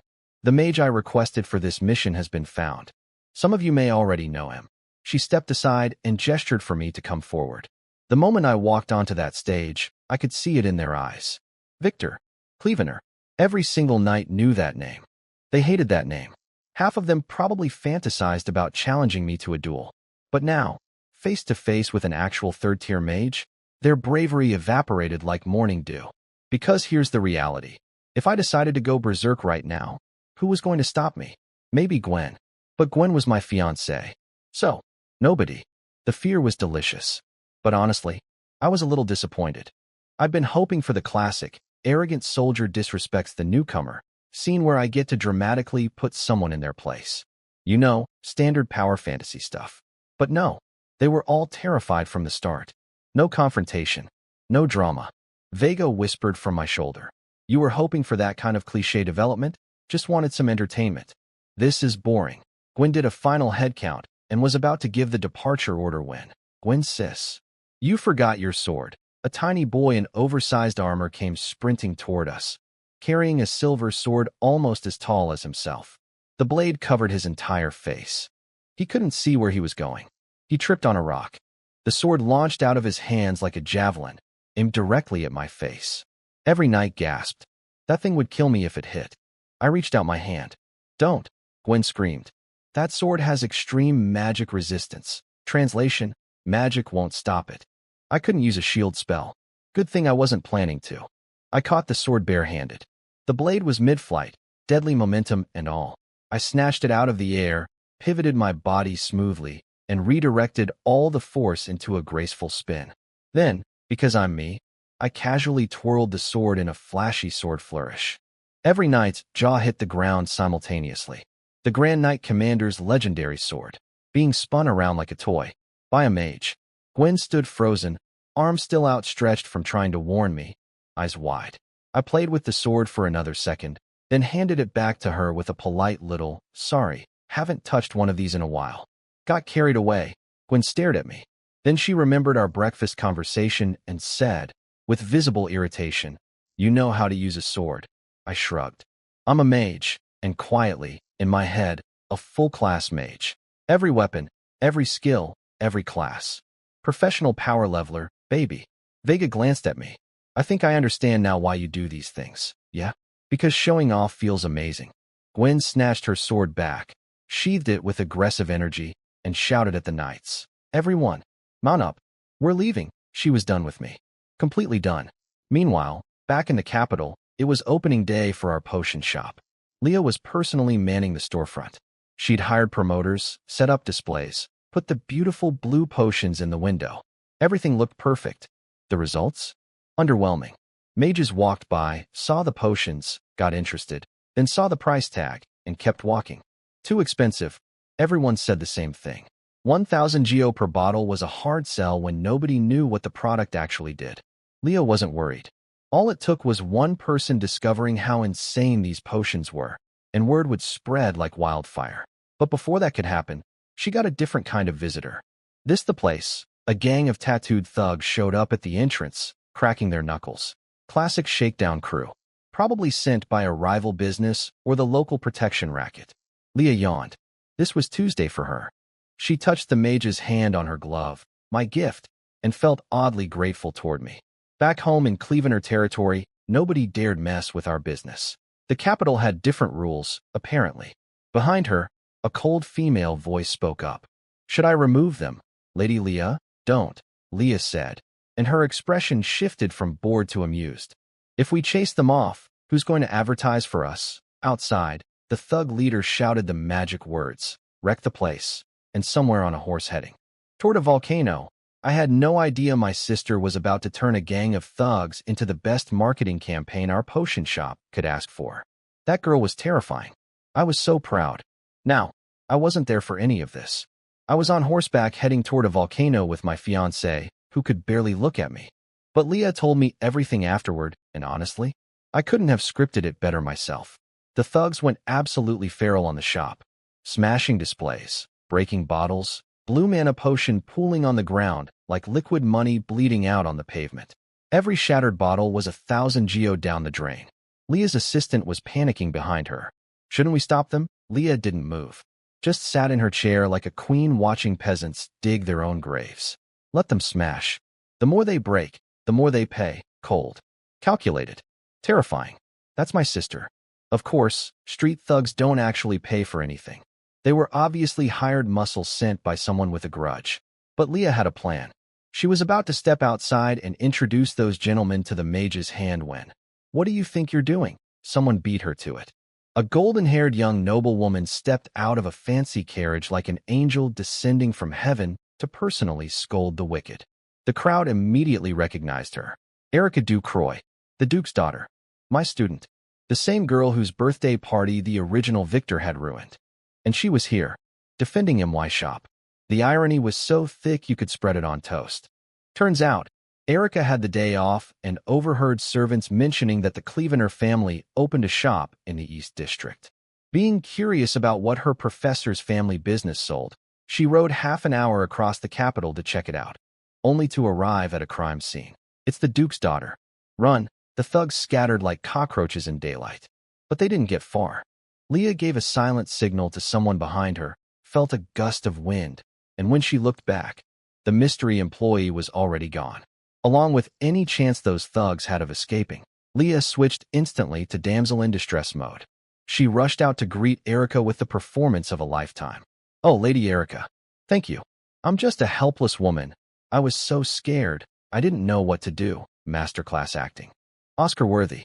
This was a woman who ran an entire territory's commerce solo and had barbecued bandits with magical artillery yesterday. Helpless was not in her vocabulary, but Erica didn't know that. Erica, being the genuinely good person she was, noticed the destruction and immediately offered to compensate all the damages, plus by whatever remaining stock was left. Classic noble generosity. Leah smiled like a cat that just cornered a very rich mouse. Are you sure? It's not cheap. Erica waved her maid forward to pay. No hesitation. Money was no object for a duke's daughter. 1,000 geo, Leah announced. Erica nodded. Reasonable for total damages. Per bottle. The maid's hand froze mid-wallet. Erica's brain short-circuited. 1,000 geo per bottle? Of potion? Was it brewed with liquid gold? Was the bottle itself carved from diamond? Even the bystanders were doing mental math and arriving at cardiac arrest. Then Leah added the cherry on top. Also, my master says each person can only buy 2 bottles per day. So even though you're compensating us, I can't let you take more than that. The girl offering to pay for everything was being told she couldn't buy more than 2. What kind of backward shop was this? But that restriction actually made Erica more curious. If they were limiting purchases, this stuff had to be special, right? What does it do? She asked, picking up one surviving bottle. Restores magic power. Instantly, Erica had never heard of such a thing existing. Her scholarly instincts screamed research opportunity. She wanted to take bottles home and study them. After some internal debate, pride versus curiosity versus the fact that I'd actually taught her a lot of valuable magic, she made her decision. I'm Professor Victor Clevener's student. I can't just watch his shop get destroyed and do nothing. I'll compensate the broken bottles at material cost plus labor, and I'll buy all the remaining intact ones at full price. Leah did the math. 10 intact bottles at 1,000 each, plus compensation for the smashed ones at 300 each. Grand total, a very fat stack of gold. Deal, Erica said without blinking. My 17-year-old student had just single-handedly funded our shop's entire opening day, because she felt bad about some thugs breaking things at a store belonging to the teacher she claimed to hate. Leah handed over the potions, collected the money, and watched Erica's carriage disappear with an expression of pure amazement. What kind of magic potion had I fed this girl to make her this loyal? The answer was knowledge. And apparently, knowledge was worth its weight in gold. Literally. After Erica left, Leah pulled out 50 more bottles from the back, slapped the same 1,000 geo price tags on them, and put them on display. Passing mages saw the restocked shelves and nearly fainted. She had more the whole time. Meanwhile, in a dark alley across town, those thugs were having a very bad day. Leah's mysterious employee, the one with green eyes and a wooden sword, had tracked them all down and beaten them into modern art. Who sent you? The masked woman demanded, standing over the lead thug with a wooden blade pressed against his skull. His arms and legs were bent in directions God did not intend. The Duke. Duke Rivage. It was Duke Rivy. She knocked him unconscious with one clean strike, then dragged his body out of the alley by the ankle like she was taking out the trash. So the Duke was behind the attacks on our caravan and the shop. Leah had suspected it all along. Nobody else was stupid enough to mess with the Clevener family's business. And now we had proof. I found out about all of this later, of course. While my sister was running a masterclass in manipulation, marketing, and organized violence, I was on a horse making awkward eye contact with my fiancé. But even from a distance, I had to admire Leah's work. She'd turned a shakedown into a sales event, gotten the Duke's own daughter to fund our opening day, extracted a confession from the thugs, and restocked the shelves before lunch. The Clevener family business was in very capable hands. And the mana potions? The ones Erica took home to research. Once she discovered what they actually did, word would spread through the academy like wildfire. A Duke's daughter endorsing our product was worth more than 1,000 advertisements. Leah didn't just survive opening day. She won it. Completely. And she didn't even need my help. I was starting to think she was the real main character of this story. While I was off riding toward a volcano, my sister was busy being a supervillain.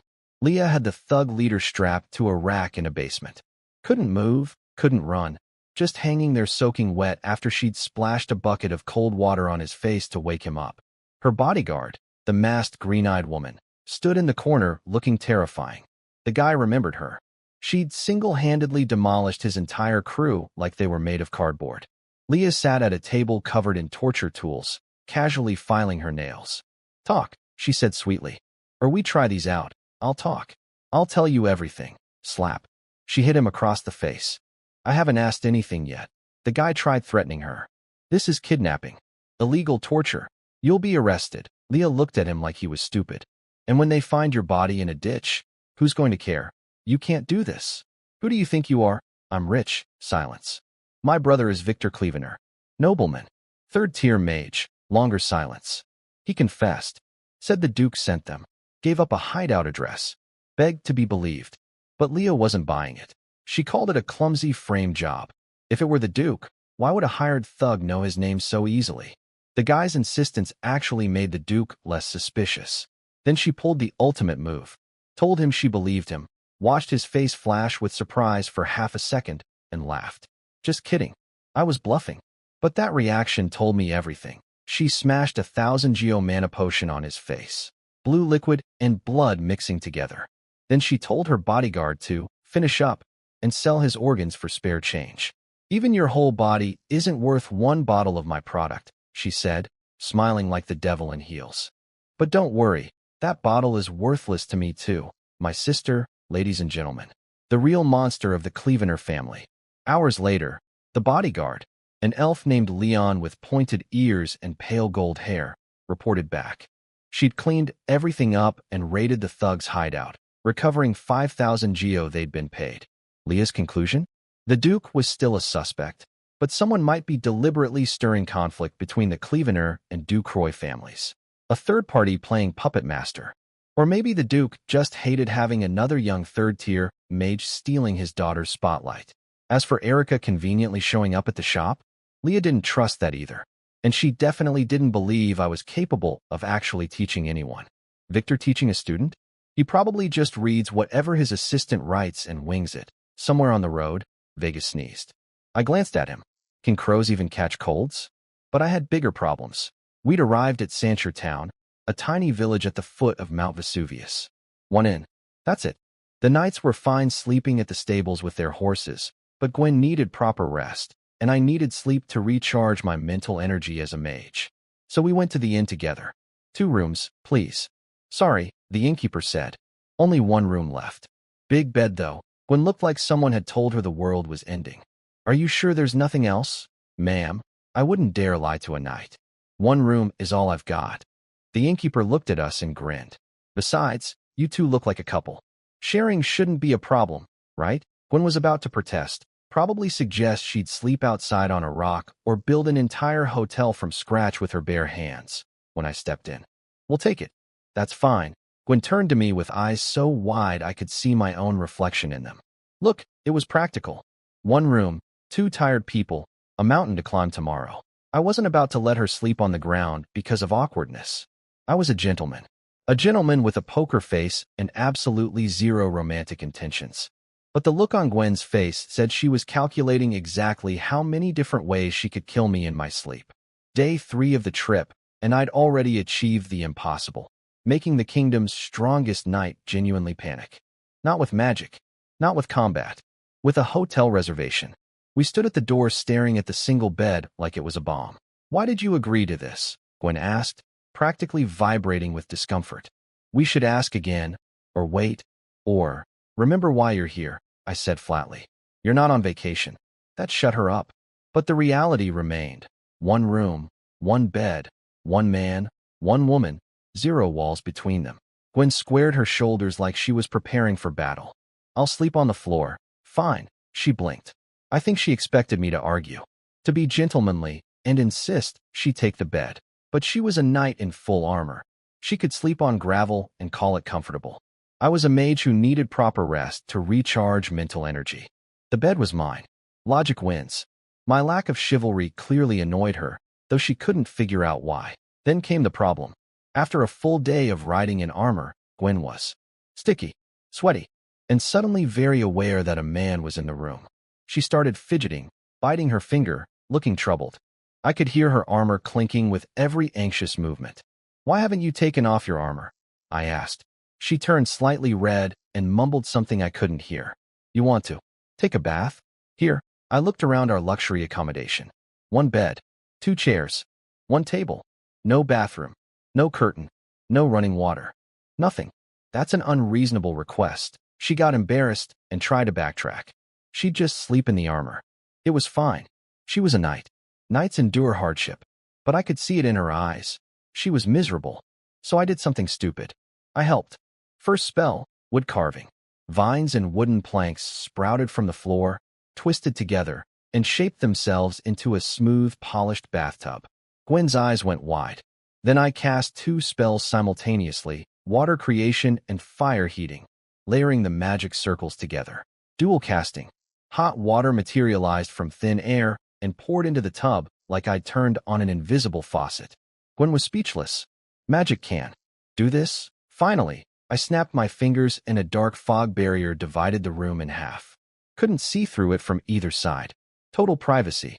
Gwen stared at everything I'd just done and had what might have been the first positive thought she'd ever had about me. Having a mage around during missions might actually be nice. She activated her lie detector hard, confirmed I wasn't scheming anything, stripped off her armor, and sank into the bath. Vega looked at me with pure contempt. You wasted magic energy to build a bathtub? I chugged a mana potion.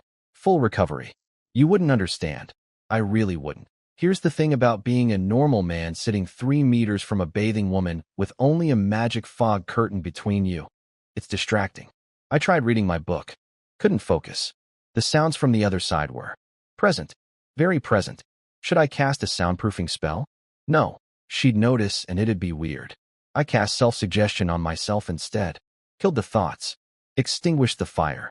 Crisis managed through self-hypnosis. Truly the most dignified use of magic in history. Then Gwen poked her head through the curtain. I also washed my clothes. Could you? I cast hot wind before she finished. Warm air blew on her side for drying. Thanks. She pulled her head back, embarrassed. Do you need a bath too? She asked from behind the curtain. I was gripping my forehead. I have a wind barrier spell. I don't get dirty. Also, if you want me to use your bath water, I'll come over there right now. Sorry. I got carried away. Then, because the universe hated me. Actually, could I have the bed? My clean clothes will get dirty on the floor. Gwen, I am not your parent. I cannot take care of your every need. 5 minutes later, she was sleeping peacefully on the bed. Because I caved, I used sleep magic to knock her out, then levitated her onto the mattress. I sat in the chair, defeated, staring at the ceiling. The Gwen I knew from the game was a cold, merciless killing machine. The hardest boss I'd ever fought. But this Gwen? She worried about smelling bad. She got flustered about room arrangements. She apologized when she pushed too far. She was just a person. She's not the Gwen I know, I muttered. But somehow, that thought stuck and wouldn't leave. Next morning, Gwen addressed her knights looking refreshed and energized. The knights noticed she seemed unusually clean and well-rested, then glanced at me and collectively made, faces. I chose to ignore that entirely. Gwen offered to escort me to my destination, but I declined. I looked toward the silent volcano in the distance, feeling a cocktail of excitement and weight in my chest. Down there, deep beneath the rock, the furnace beast was sleeping. The monster that had once taken thousands of players 3 days to kill. And I was about to go visit it. Alone. I'll be going separately from here, I said. Somewhere beneath that mountain, a world-ending catastrophe was napping, and I was walking toward it on purpose. Being a former power leveler meant I never could resist checking out a raid boss, even when the raid boss could melt continents. I teleported away and left Gwen with her knights. Behind me, I could hear one of the soldiers sidling up to her. So, Knight Commander, you two had a fight last night. No, it's not what you. Hey, couples fight all the time. My wife and I argue constantly, and our kids already ate. You'll make up by bedtime, trust me. Even from a distance, I could feel Gwen's face catching fire. She screamed at the poor man to shut up and march. But here's what she was actually thinking, and I wouldn't learn this until later. As she rode her white horse toward the mountain, she was quietly replaying last night. The bathtub I'd made, the privacy barrier, the bed I'd given up, how she woke up tucked in comfortably while I sat in a chair all night reading. Is he really a jerk? She wondered. She also thought about our arranged marriage. As the second daughter, she had no power to refuse. She'd always dreaded it. But now something small and annoying was shifting inside her, and she hated it. She shook it off, raised her silver sword, and shouted, "Move out. Good. Stop thinking about me." I had a date with a sleeping apocalypse. I landed halfway up the volcano via teleportation. Maximum range. The landscape was dead, gray ash, cracked rocks, zero vegetation. Hundreds of years since the last eruption had turned everything into a wasteland. The closer I climbed to the top, the stronger the fire elemental energy became. It was like walking toward an open furnace. Vega noticed too. His single eye narrowed. Interesting. I'd love to crack open your skull and see how your brain works. You actually found a calamity. A calamity. That was the official historical name for what players called the furnace beast. The world had 6 of them, one for each element: wind, wood, fire, earth, water, lightning. Each one was a natural disaster wrapped in flesh. When they woke up, entire regions burned, flooded, or crumbled. Nothing good ever came from their existence. This one, the fire calamity, Galitan, was sleeping beneath this volcano. Mountain-sized, covered in molten fire. Basically a volcano inside a volcano. "It's sleeping peacefully," Vega said. "Why are you here?" "Collecting interest early." I stood at the volcano's mouth, looking down into pitch darkness. Scalding air blasted upward. Wind whipped my coat around. Even Vega's voice was hard to hear over the roaring. "Hey, why are you standing on the edge? You're not going to jump, right?" I didn't answer. "You are not actually going to jump? Hold on tight. Could you at least ask for my opinion?" I leaped into the volcano. 100-meter free fall. Glowing red rocks streaking past us. Vega's beak was clamped onto my collar so hard I thought he'd bite through the fabric. The almighty evil god had completely forgotten he had wings. A flash of white light. Teleportation mid-fall, and we landed in a dark cavern deep underground. Vega opened his eye. Pitch black everywhere. Just a flat stone floor stretching into nothing. "It's dark. Victor? Victor." I picked him up from behind and put him on my shoulder. Then the snoring started. Not regular snoring. The kind of snoring that shakes the ground. That rattles your teeth. That makes you question every life choice that led you to this exact moment. "Who the hell is snoring that, Lou?" "Oh." Vega stopped talking. Because right in front of us, in the darkness, IT was sleeping. Galitan. The fire calamity. How big was it? Imagine a mountain. Now imagine that mountain was alive, breathing, and covered in magma. That's roughly the vibe. It towered above us like a living skyscraper of molten destruction. Vega broke into a cold sweat. His feathers were standing straight up. "Kid, you're not planning to fight this thing, are you?" "I'm just a regular bird right now. I can't help you at all." I lit a small flame on my fingertip, illuminating the beast's true form. Magnificent. Terrifying. Everything I remembered and more. "Don't sell yourself short," I said calmly. "You're the biggest reason I can beat it." And then, the snoring stopped. 2 enormous red eyes opened. Like searchlights powered by hellfire. ROARR. The roar shook the entire volcano. Every rock, every wall, every molecule of air vibrated with pure primal fury. A god-tier monster had just woken up, and it was staring down at 2 ants standing on its doorstep. One ant was a mage with a poker face and a death wish. The other was a fat crow screaming internally. This was either going to be legendary or the shortest adventure story ever written. Molten lava dripped off Galitan like sweat off a bodybuilder at the gym. Black clouds of fire choked the sky. The thing was covered in rock armor from centuries of sleeping, and its teeth could swallow a building. It roared. The entire volcano shook. "Vega, link with me." "Link? Are you insane?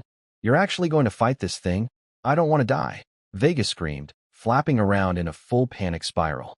Internally, the bird was having a complete breakdown. If he'd known I was this crazy, he never would have signed that contract. Forget divine revival. He was going to die as a fat crow in a volcano because his roommate had 0 survival instincts. But there was nowhere to run. He grudgingly touched his wing to my forehead. Link with evil god, Habika established. Syncing. Success. A crow icon appeared on my status bar. Connection complete. Great. Now use the boosted teleportation and get us out, Vega shrieked. Run? From this? I smiled. The kind of smile that made Vega absolutely certain I'd lost my mind. But I hadn't. I'd been planning this since I first heard Mount Vesuvius. This was a sealed space, a pocket dimension inside the volcano. No matter how hard we fought, the outside world wouldn't be affected. A natural arena, a private raid instance. And Galitan? Still sealed. Its power was roughly equal to the dungeon version I'd beaten countless times before. Same boss, same mechanics, same patterns.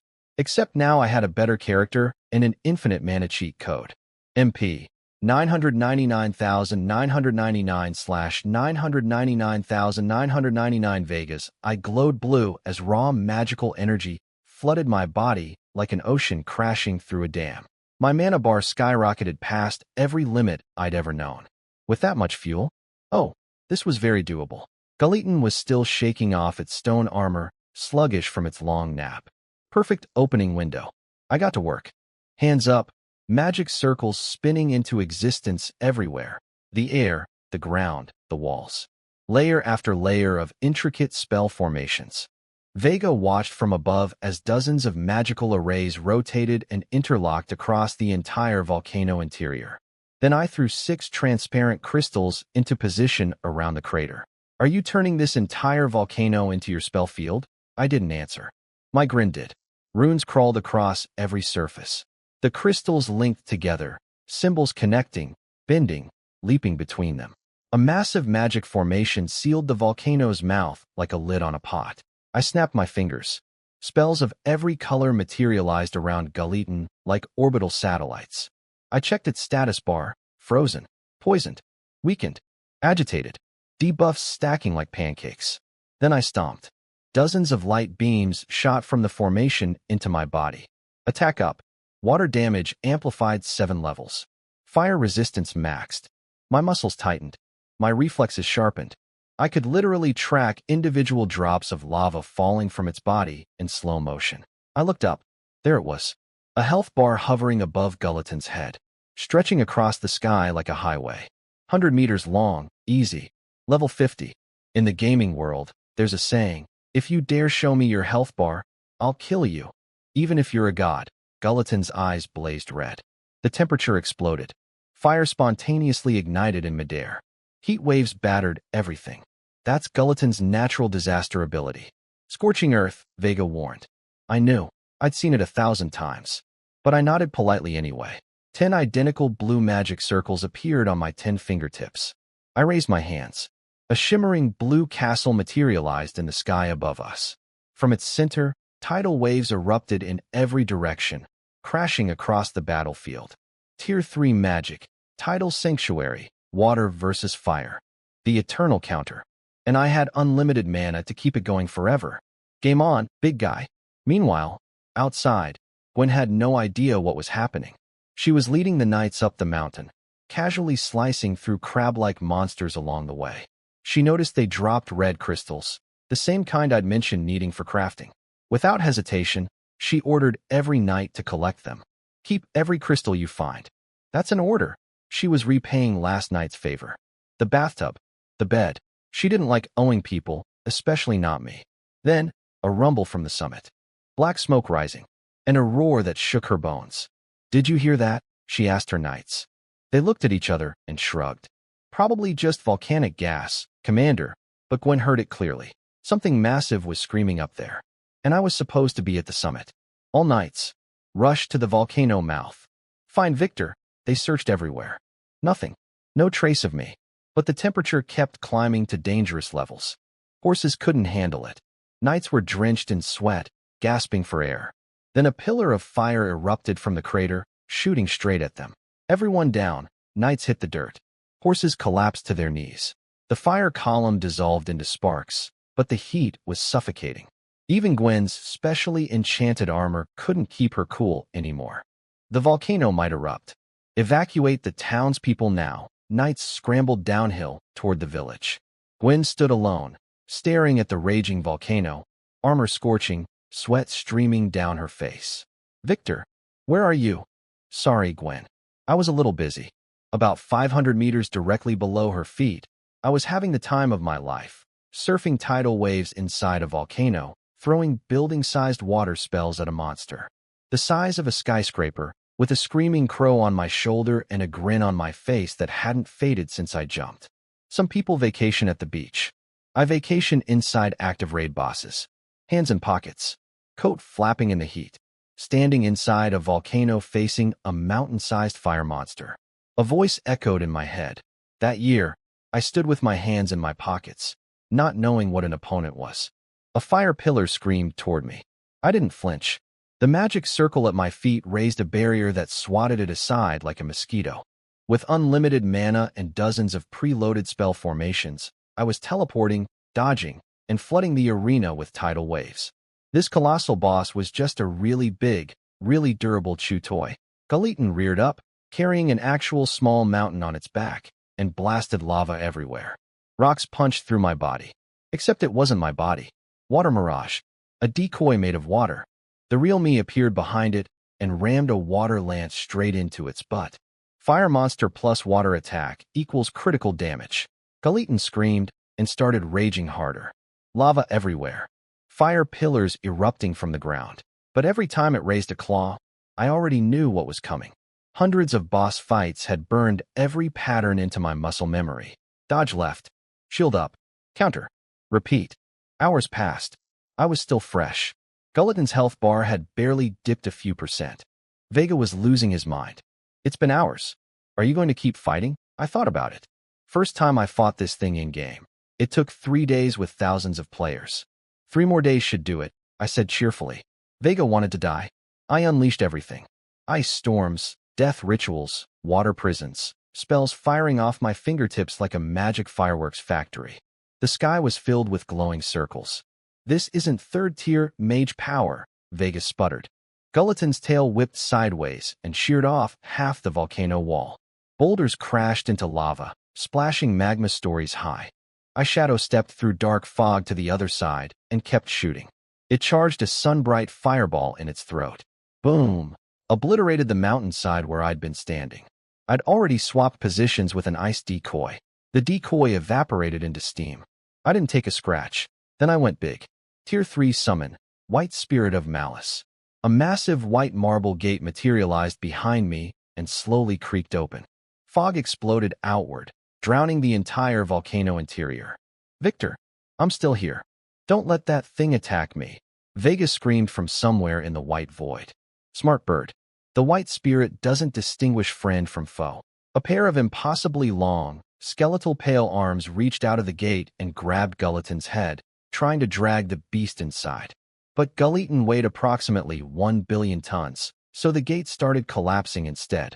The spirit pulled itself out anyway, 7 eyes circling its skull, lower body made of 3 intertwined snake tails that covered the entire lava floor. Then it ripped out its own spine, turned it into a blade, and cracked open Galiton's rock armor. Still as reckless as ever, I sighed. While the spirit kept Galiton busy, I reapplied debuffs, crafted items mid-battle from my inventory, and threw everything at the boss. Every little bit counted. At 10% health gone, Galiton transformed. Eyes blazing brighter. Lava flowing faster. Rock spikes growing from its tail. Fire becoming magma. The ground turned into a lake of molten death. No floor. No problem. I drew a square in the air, snapped my fingers, and condensed a block of ultra-dense ice to stand on. Floating platform. Magic continued. This was the real furnace beast. The form that earned its name. And fighting it made my blood sing. Outside, the volcano was going haywire. Gwen had sent knights to evacuate the town. She stayed at the halfway point with a few soldiers, watching the mountain turn red like heated iron. Steam billowed from the crater. The surface was hot enough to cook on. Knight Commander, this volcano is becoming a griddle. She ordered emergency reinforcements from the capital. Meanwhile, back in the capital, Erica was sitting on her bed, hugging one of my mana potions, having an existential crisis. She'd tested it. She'd studied it. And her entire worldview had shattered. This thing only costs 1,000 geo. It should cost 10 times that. Her brain was still melting when something else happened. A sharp pain stabbed through her skull, and a voice, faint, agonized, whispered in her mind. It hurts. It hurts, mother. Mother. Before she could process that, she heard servants outside her door. Her father, Duke Rivi, was leaving on emergency orders from the Emperor. Every 3rd-tier and 2nd-tier mage in the capital was being mobilized. Destination, Mount Vesuvius. The volcano was potentially erupting. Erica connected the dots instantly. I was already there. Now her father was going too. Something massive was happening. And that mysterious voice in her head. Was it connected? I'm coming too, she declared. Absolutely not, the Duke said firmly. You're too young. You have school. School? Every mage above second tier is leaving. Who's going to teach me? The janitor? The only professor worth anything is Victor, and he's already at the volcano. The Duke wavered. His daughter was 17, nearly an adult. A second-tier mage with more talent than people twice her age. He couldn't cage her forever. He sighed. Fine. You can come. We're going to Mount Vesuvius. The Royal Knights sent a distress signal. The volcano may be erupting. It wasn't erupting, of course. It was just me, fighting a god-tier monster inside a pocket dimension, accidentally making the entire mountain glow red and shoot fire columns into the sky. Oops. Half the kingdom was now mobilizing because of my solo raid session. Armies, mages, knights, all rushing toward a volcano that was erupting because one lunatic with unlimited mana decided to pick a fight with a sleeping apocalypse. And I was standing on a floating ice cube, coat billowing, hands back in my pockets between spell rotations, having the absolute best time of my entire life. 3 days to go. While I was having the time of my life punching a god inside a volcano, the entire kingdom was losing its collective mind outside. The capital mobilized every available mage. Armies marched. Carriages rolled through the night. All because my solo raid session was making the volcano glow red and shoot fire pillars into the sky, like the world's worst fireworks show. Duke Rivi arrived with Erica after a full day of travel. Nobles gathered, exchanging pleasantries like it was a cocktail party at the end of the world. Old men complimented Erica's talent. She smiled politely. Everyone pretended they weren't terrified. Then Gwen appeared, looking grim and sweaty, and briefed everyone. The volcano started acting strange yesterday. We heard a massive roar from the summit. Temperature spiked. 100-meter fire pillars shot out of the crater. The mages blinked at each other like confused owls. Also, Gwen added, our accompanying mage went to investigate the summit and disappeared. Who? Victor Clevener. Chaos. Every mage who'd ever held a grudge against me immediately jumped on the blame train. It's obviously his fault. That scoundrel probably caused all of this.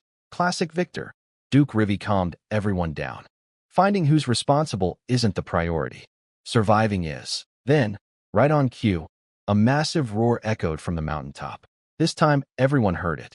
The entire camp went dead silent, staring at the volcano like it had just spoken to them. Which, technically, it had. That was Galitan screaming because I'd just hit it with another tidal wave. An old woman from the village fought past the night guards, screaming about a volcano god, sealed beneath the mountain centuries ago. A fire deity that would burn the sky and earth when it awakened. Most mages dismissed her as crazy, but Duke Rivi listened carefully. The old legend matched what was happening a little too perfectly. Meanwhile, Erica was experiencing something nobody else could sense. A voice in her head, faint, pained, whispering, "It hurts." Mother, she'd been hearing it since the capital, and it was getting stronger near the volcano. She asked to investigate the summit. The Duke shut her down hard. Unless you're stronger than me, you're not setting one foot up there. Erica went quiet. Her father had been a third-tier mage for 30 years. People said if anyone would reach fourth tier, it'd be him. She couldn't beat Victor, let alone jump 2 entire tiers above her current level. But that voice kept calling. Something up there was in pain. The Duke organized the mages into battle formation. Third-tier mages in front, second-tier supporting.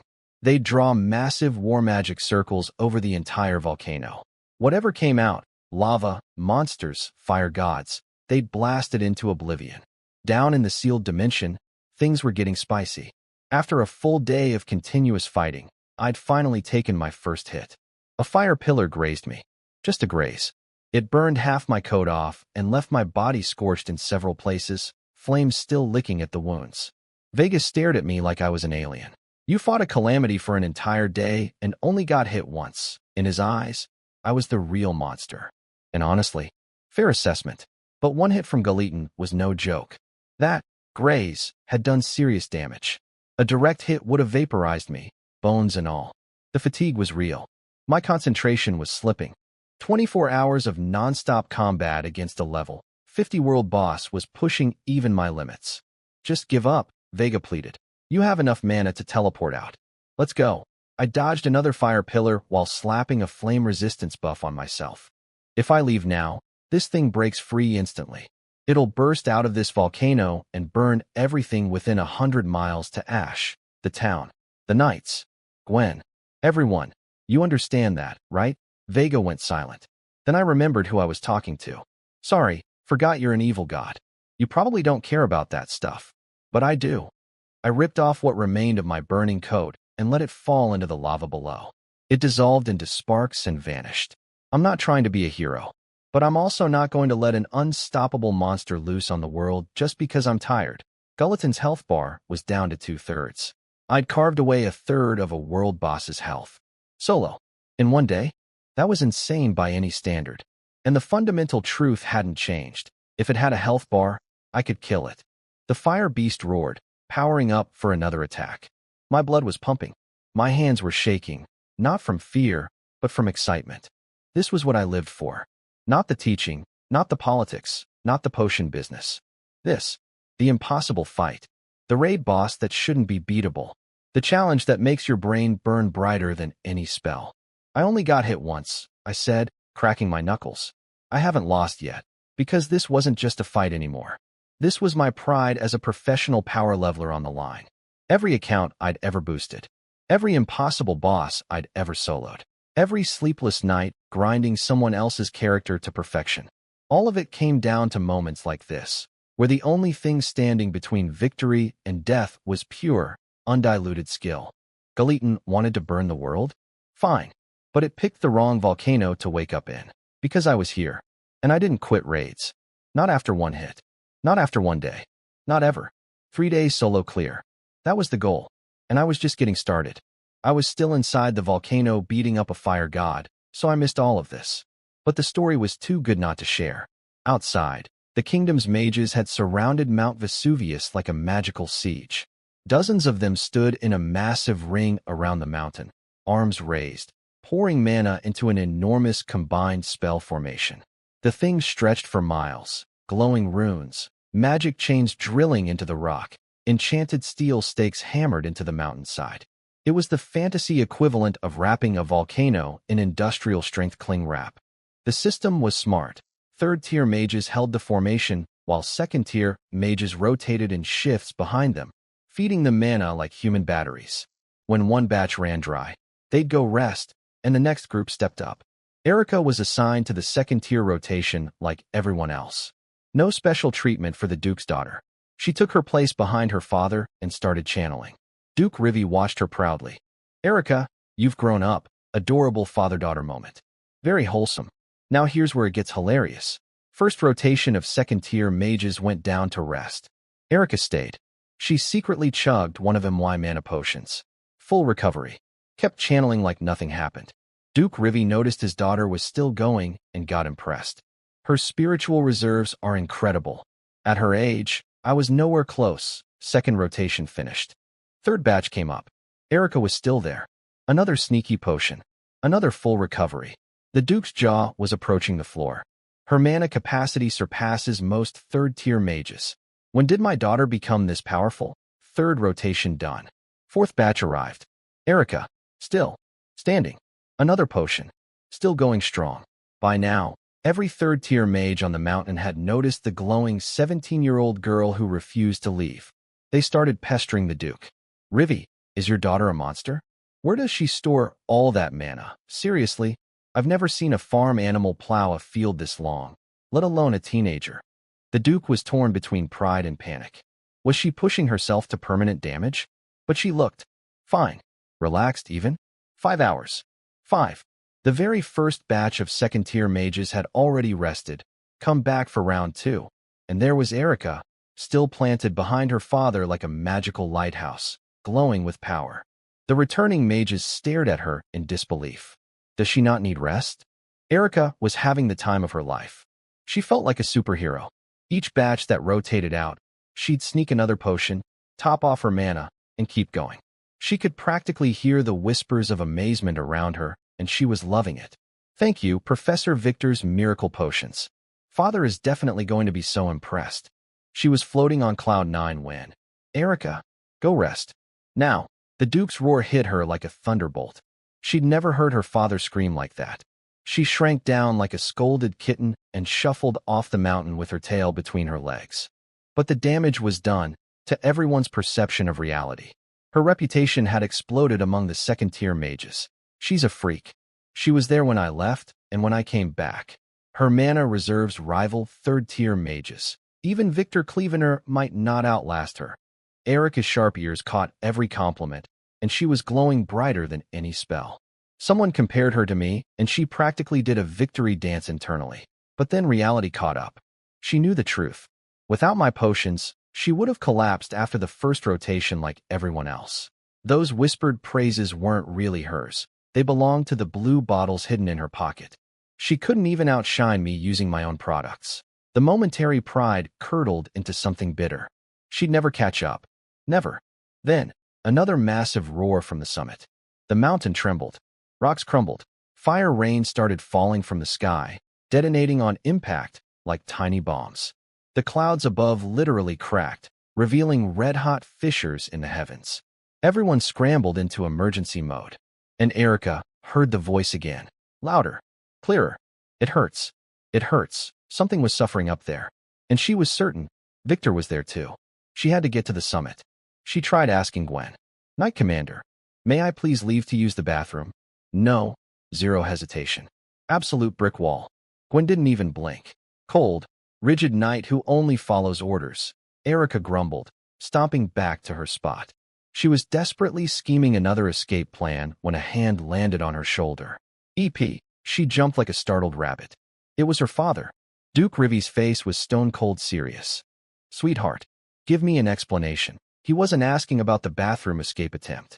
He was asking about the 5 hours. And Erica, standing there with empty potion bottles hidden in her pockets and guilt written across her face, realized she was about to have a very uncomfortable conversation about where her incredible mana reserves actually came from.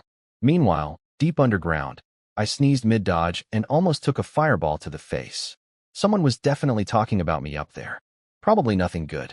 I was busy fighting a fire god underground, so I learned all of this secondhand. But honestly, this was better than anything I could have scripted. Erica's father cornered her after the 5-hour magic marathon stunt. She panicked, thinking he'd caught her escape plan. But no. He wanted to know how a second-tier mage had outlasted every other mage on the mountain. Oh, that. She relaxed instantly. I have a secret weapon. What secret weapon could possibly? It's Professor Victor's. The Duke's brain short-circuited. Victor. Victor. The guy who'd publicly humiliated his daughter at her birthday party was now giving her mysterious items? Was that scoundrel trying to seduce Erica with magical gifts? His blood pressure spiked so hard I'm surprised they didn't hear the vein pop from inside the volcano. I'll RIP that boy's head off. Then Erica pulled out a little blue bottle. I bought it from his shop. 1,000 geo each. The Duke deflated instantly. Oh, it was a commercial product, not a romantic bribe. But then the number registered. Wait, how much? 1,000 geo, Erica repeated proudly. The Duke stared at his daughter. His precious baby girl had been chugging 1,000 geo potions like juice boxes for 5 straight hours. He did the mental math and nearly fainted. Deep breaths. She's your daughter. Your biological daughter. You chose to have her. Sweetheart, he said with a smile so forced it could crack glass. Daddy doesn't remember teaching you to waste money. It's not wasting money. Look at you. You're exhausted, right? Your spiritual energy is almost gone. He nodded reluctantly. She was right. Every mage hit this wall eventually. Without spiritual energy, you couldn't channel mana, draw formations, or cast anything. Even with infinite magical power, an empty brain meant an empty spell list. Try this. She popped the cap and handed him a bottle. He stared at the blue liquid with deep suspicion. This looks like industrial waste mixed with food coloring. Just drink it. He downed it like bitter medicine. Flash. Blue light rippled across his body. In one instant, nearly half his spiritual energy surged back. The exhaustion that had been crushing his skull? Gone. Just like that. The Duke stood very still for a moment. He was a 30-year veteran third-tier mage. He understood exactly how impossible what just happened was. There was nothing Nothing in the known world that could restore spiritual energy this fast. He immediately pocketed the empty bottle, pulled Erica close, and whispered urgently, "Do not tell anyone about this. Not now. How many do you have left?" Erica counted on her fingers. Bought 10. Wasted 1 testing at home. Used 4 during the marathon. Father drank 1. So, 4. The Duke grabbed her shoulders. "Keep this secret until we're back in the capital. This kind of thing attracts dangerous people. Then, with the dignity of a powerful nobleman, give the rest to Daddy. Daddy can handle this responsibility." "No way. I spent my allowance on those. I'll double your allowance. Deal." Erica handed over 3 bottles. She would have given all 4, but the Duke insisted she keep 1 for emergencies. Smart man. She was secretly thrilled. "I can just ask Professor Victor to make more when I'm back at school. He'll say yes. Probably. Maybe." The Duke cradled those 3 potions like they were made of diamond and tiptoed away. Erica giggled at how ridiculous he looked. Minutes later, Duke Rivi marched back up the mountain and resumed channeling the massive formation. Alone. The other third-tier mages were still resting below. Duke? Don't you need rest?" He smiled warmly. "I'm fine. Still have plenty of energy. Take your time." The resting mages stared in disbelief. First the daughter stands for 5 hours like she's solar-powered. Now the father comes back fully recharged after a coffee break. Is the entire Ducroix family made of monsters? Meanwhile, Erica was executing phase 2 of her master plan. She'd given the potions to her father specifically to get him out of her way. Now she needed to slip past Gwen. She shuffled up to the Knight Commander, squirming theatrically. "Sister, I really can't hold it anymore. We're all girls here. You understand, right?" She gave Gwen the most pathetically pleading puppy dog eyes imaginable. Gwen paused. Her face turned slightly pink. Oh, she thought Erica meant that kind of situation. The monthly kind. The kind you absolutely cannot deny another woman. "Fine. I'll escort you." Erica's heart soared, then immediately crashed. Gwen was coming with her? Having the strongest knight in the kingdom as a bathroom chaperone was not part of the plan. But she adapted. They found a rock barely big enough to hide behind. Erica asked Gwen to back up. Gwen obliged. She asked Gwen to turn around. Gwen sighed and complied. "Don't look. We're both girls. What's the big? Turn around." The second Gwen's back was turned, Erica drew a teleportation circle on the ground. Blue light flared. Gwen spun around just in time to see Erica stepping into the portal, waving cheerfully. "Tell my father I'll be back safe." Gwen lunged. Too far. Too late. Flash. Gone. Gwen stood there, hand outstretched, grabbing nothing but mountain air. Teleportation. Magic? A second-tier teenager had just outfoxed the kingdom's greatest knight with a fake bathroom emergency. Then it clicked. Where would Erica go? She'd asked about the missing mage at the summit. The mage was Victor. Victor was at the top. Erica had teleported toward the volcano's peak, where I was currently fighting a world-ending monster. Gwen's eyes locked onto the summit. Wind erupted beneath her feet. She launched herself up the mountain at impossible speed. And somewhere deep underground, completely unaware that a 17-year-old girl was teleporting into a war zone because she heard a monster crying in her head, I was still punching a fire god and having the best week of my life. The guest list for my private raid just got bigger. Uninvited. Meanwhile, on the mountain's other side, Erica was having her own adventure. She'd successfully tricked Gwen with the oldest girl code excuse in the book. It's a girl thing, you understand. Watch the Knight Commander blush and look away. Then boom. Teleportation circle, peace sign, gone.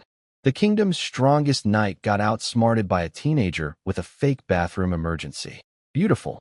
Erica landed on the opposite side of the volcano and started climbing. Smart girl. She didn't teleport to the summit where Gwen would expect. She jumped sideways, putting the entire mountain between them. The higher she climbed, the worse it got. Rocks were exploding from heat. Steam hissed from every crack. Fire monsters started appearing, flame hedgehogs, lava crabs, things that shouldn't exist outside of a nightmare. She blasted the first one with a water cannon.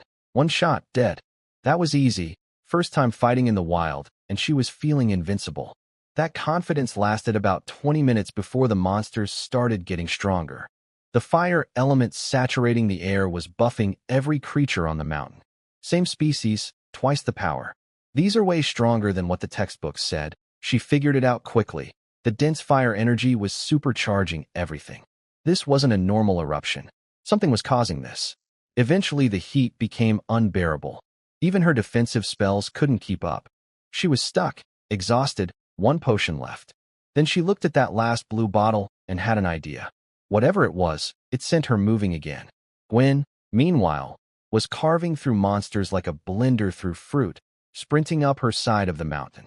But even she hit a wall, literal rivers of lava bursting from cracks in the earth, blocking every path forward. The mountain was bleeding magma. She could only stare at the summit and seethe. Victor, when I find you, down in the sealed dimension, I was having the time of my life. 3 days.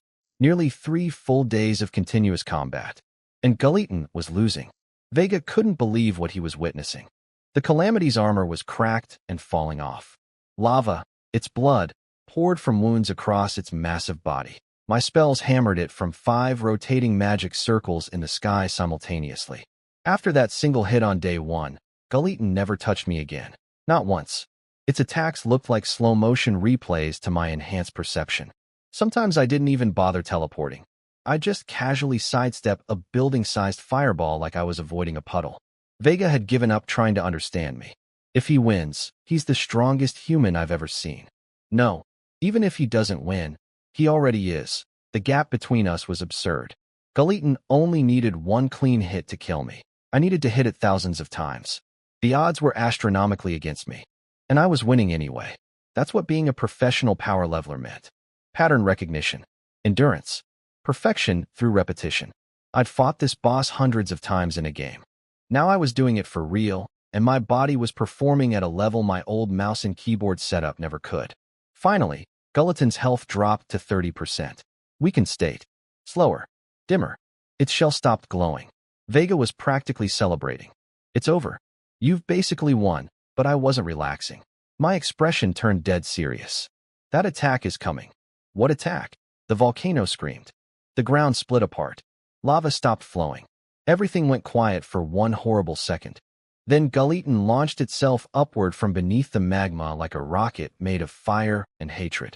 A pillar of flame so massive it threatened to punch through the volcano's mouth and into the sky above.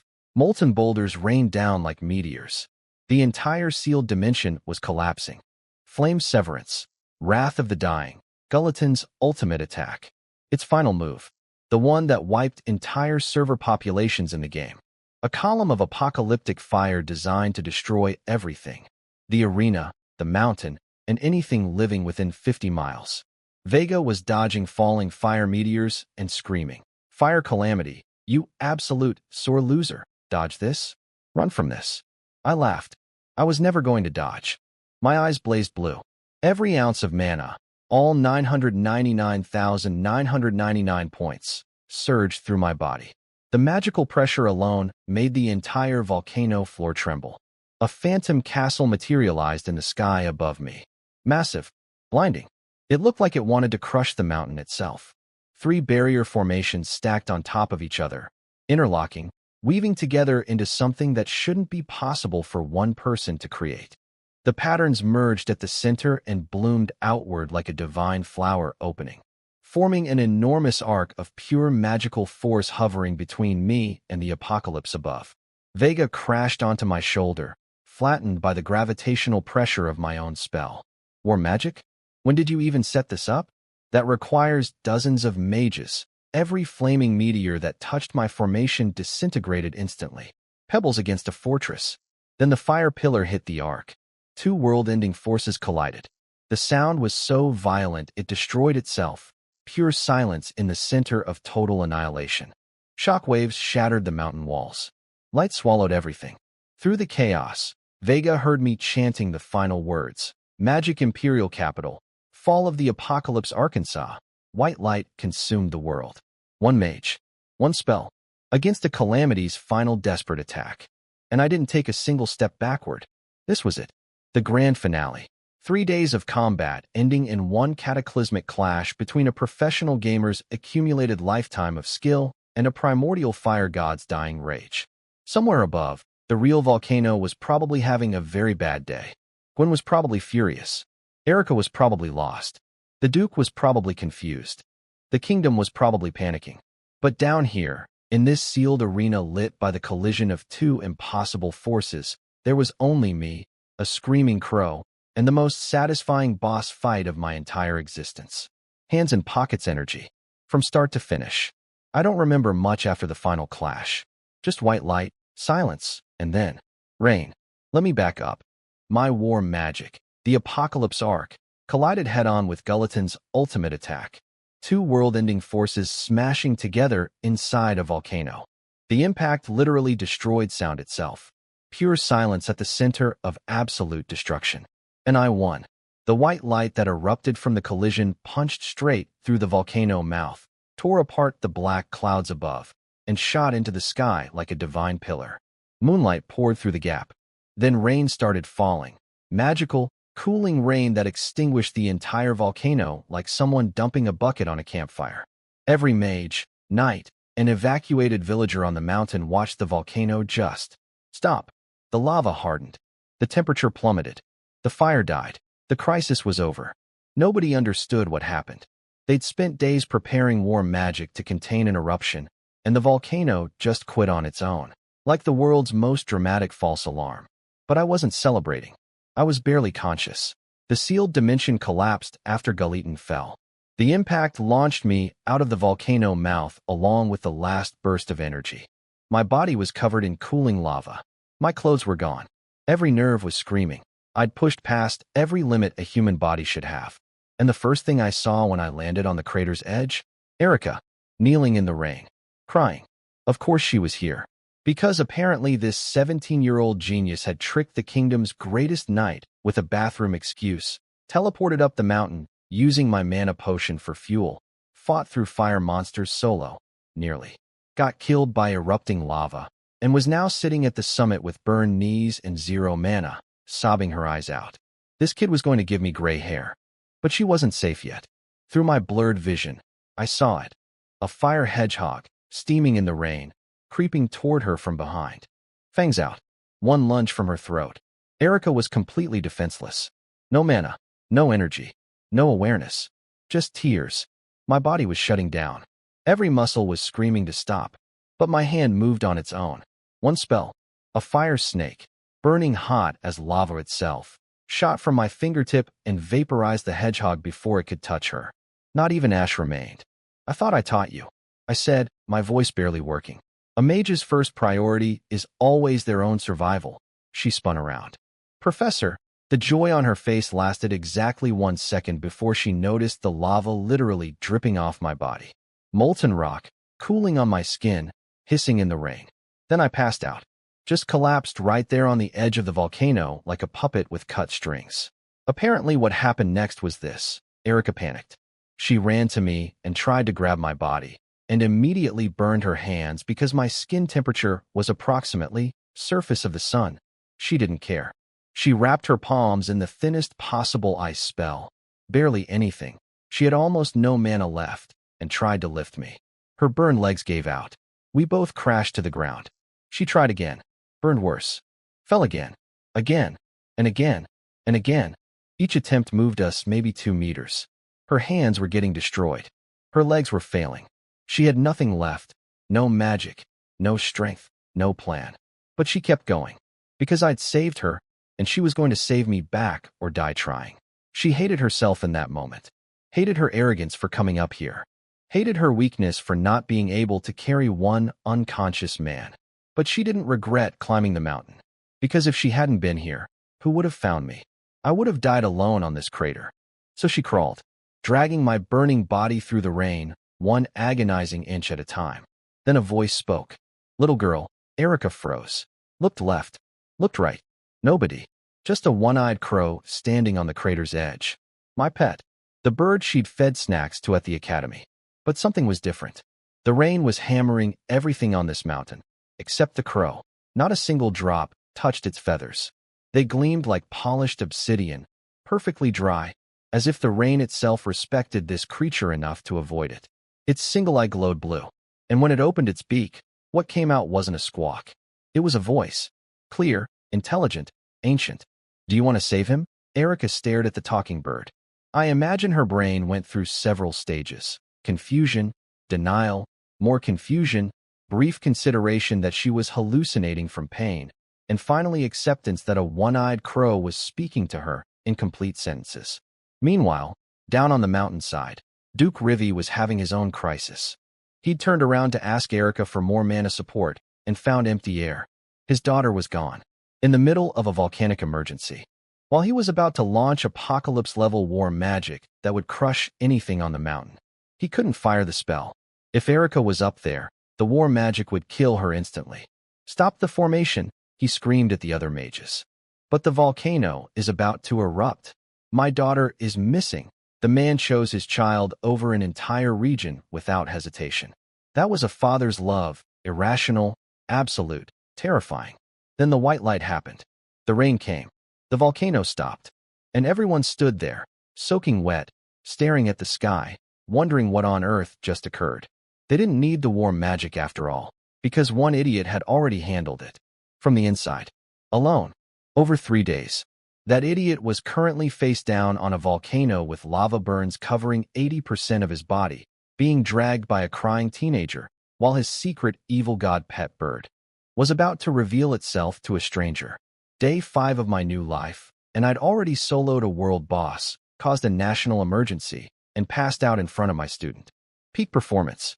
I was unconscious for this entire chapter, so everything I know came from Vega's smug retelling afterward. And honestly, it was a lot. Apparently, after I passed out face first on the volcano, Erica was left alone with my body, burned knees, 0 mana, and a talking crow. The talking crow part was new to her. A crow can talk? Vega did his little gentleman bow, wing across chest, very formal, and introduced himself. "I am the evil god, Habika." Erica had never heard that name in her life. The Empire's history books contained 0 mentions of this deity, which honestly tracked. Vega's divine influence mostly consisted of eating my food and getting fatter on my shoulder. "You can call me Vega," he said smoothly. "Now, do you truly wish to save Victor Clevener?" Erica didn't hesitate, didn't ask questions, didn't care that she was talking to a self-proclaimed evil god who looked like an overweight pigeon. She just nodded desperately, like someone drowning and seeing a hand. "Become my follower," Vega said. "Believe in me sincerely, and I'll help you save him." Black magic circles crawled across the ground like living snakes. Dark mist rose around her. Every instinct screamed danger. She agreed instantly. "I'll believe in you. I'll be your follower. Just save him." And just like that, my scheming bird god recruited his first real follower, not through manipulation, not through my clever plans, but because a burned, crying, exhausted girl loved her teacher enough to pledge herself to an unknown deity on a volcano in the rain. Vega was thrilled. The ritual completed in seconds, a flash of dark light, then nothing.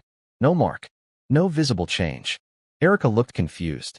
"That's it." If Vega had teeth, he would have laughed them out. This wasn't a contract like mine. This was just a one-way follower connection. A real contract required paperwork, literally, like the one I'd signed. But Erica didn't need to know that.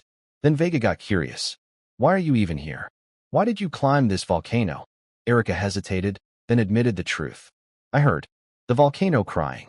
Something inside it was saying it was in pain." Vega's eye widened. She could hear the calamity? She could communicate with Gallatin? That changed everything. Vega immediately understood what Erica was. Something incredibly rare and valuable, even to a god. A girl who could hear elemental calamities speak. Even SHE didn't know how special that made her. Vega was practically vibrating with excitement internally. He'd come to this volcano expecting nothing and walked away with a genuine follower and a girl with abilities that might be 1 in a million. "Can you still hear it?" he asked. "No, nothing now. Of course not. Because I'd beaten Gallatin into forced hibernation. The fire god wasn't dead. Calamities can't truly die as long as magical elements exist. But it was sleeping so deeply it might as well have been in a coma. My war magic had crushed it into rubble inside the volcano. As for why I was covered in lava and unconscious, Vega explained it to me later. It was an injury. Not exactly. In the final moments before Gallatin collapsed, I'd ripped a piece of its magical core essence off its body and forcefully merged it with myself. Because apparently, even while finishing a 3-day solo raid against a world boss, my greedy gamer brain thought, ooh, rare drop. Mine. The lava flowing on my body was the core being absorbed. My own mana was completely drained. Vega's link had been forcibly severed from overuse. And then I'd shoved a massive foreign power source into my empty tank. My body basically blue-screened. Total magical overload shutdown. Not dangerous, though. Just needed a few days of sleep. Like a phone that died at 1% and got plugged into a nuclear reactor. Then Vega heard footsteps. Gwen was coming up the mountain fast. Decision time. If Gwen found a talking crow next to an unconscious Victor and a burned girl, there'd be way too many questions. Vega's cover would be blown.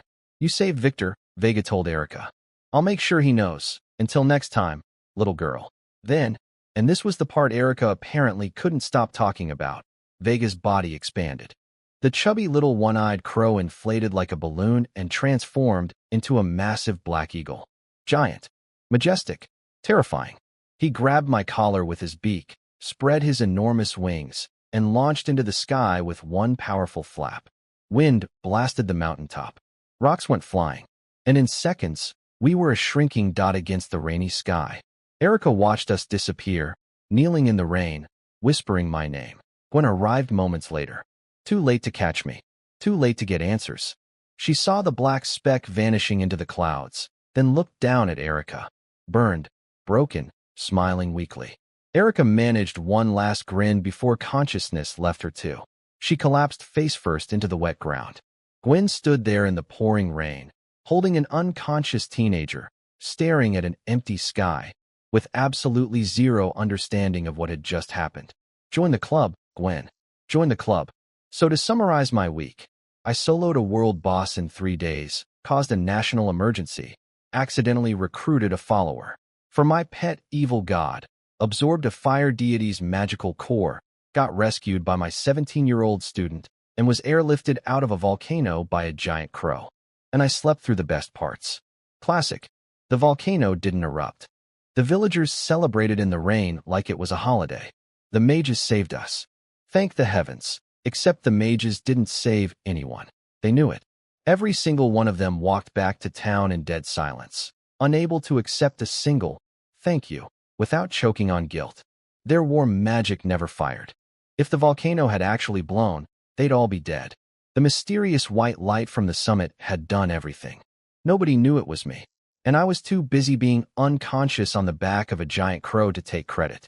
Duke Rivy stood in the pouring rain like a statue, staring at nothing, while every other mage packed up and left. Earl Beck, the old white-haired nobleman, gave him a cold farewell. I understand your love for your daughter, Duke. But think about your position before acting recklessly. You'll face consequences in the capital. Translation: you froze the war magic to protect one girl and nearly doomed everyone. People will remember that. The Duke said nothing. Just stood there, hollow-eyed, rain hammering his face. Then Gwen appeared through the storm like a silver angel, carrying Erica in her arms. Mission complete. Duke.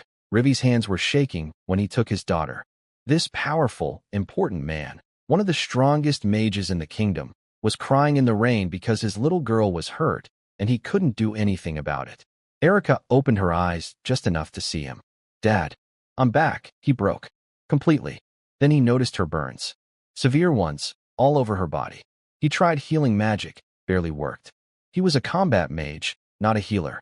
He looked around desperately for someone who could help, but every medically trained mage had already left with the army. Gwen hesitated. Then she pulled out something from her belt. A small bottle of blood-red liquid. Dark, almost black at the edges, glowing faintly. My healing potion. The one I'd given her before the trip. She'd never used it. Never even tested it. Had no idea what it actually did. But Erica was running out of time. Burns this severe would leave permanent damage if untreated. Gwen made her choice. Try this, Duke. If anything goes wrong, I take full responsibility.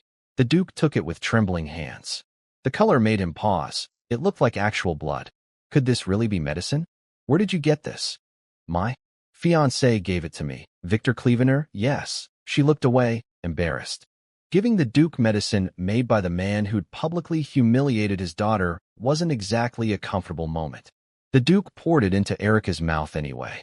Desperation beats grudges every time. And then, magic happened. Real magic. Erica's burns started healing. Not slowly. Not gradually. Visibly.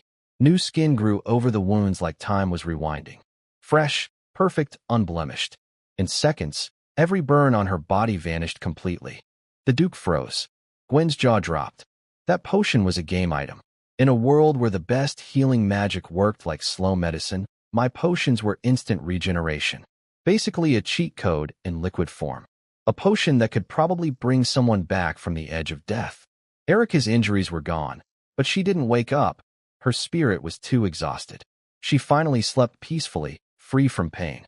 The Duke carefully placed her in the carriage, then turned to Gwen and bowed deeply. "Thank you, Knight Commander. When we return to the capital, I will properly thank both you."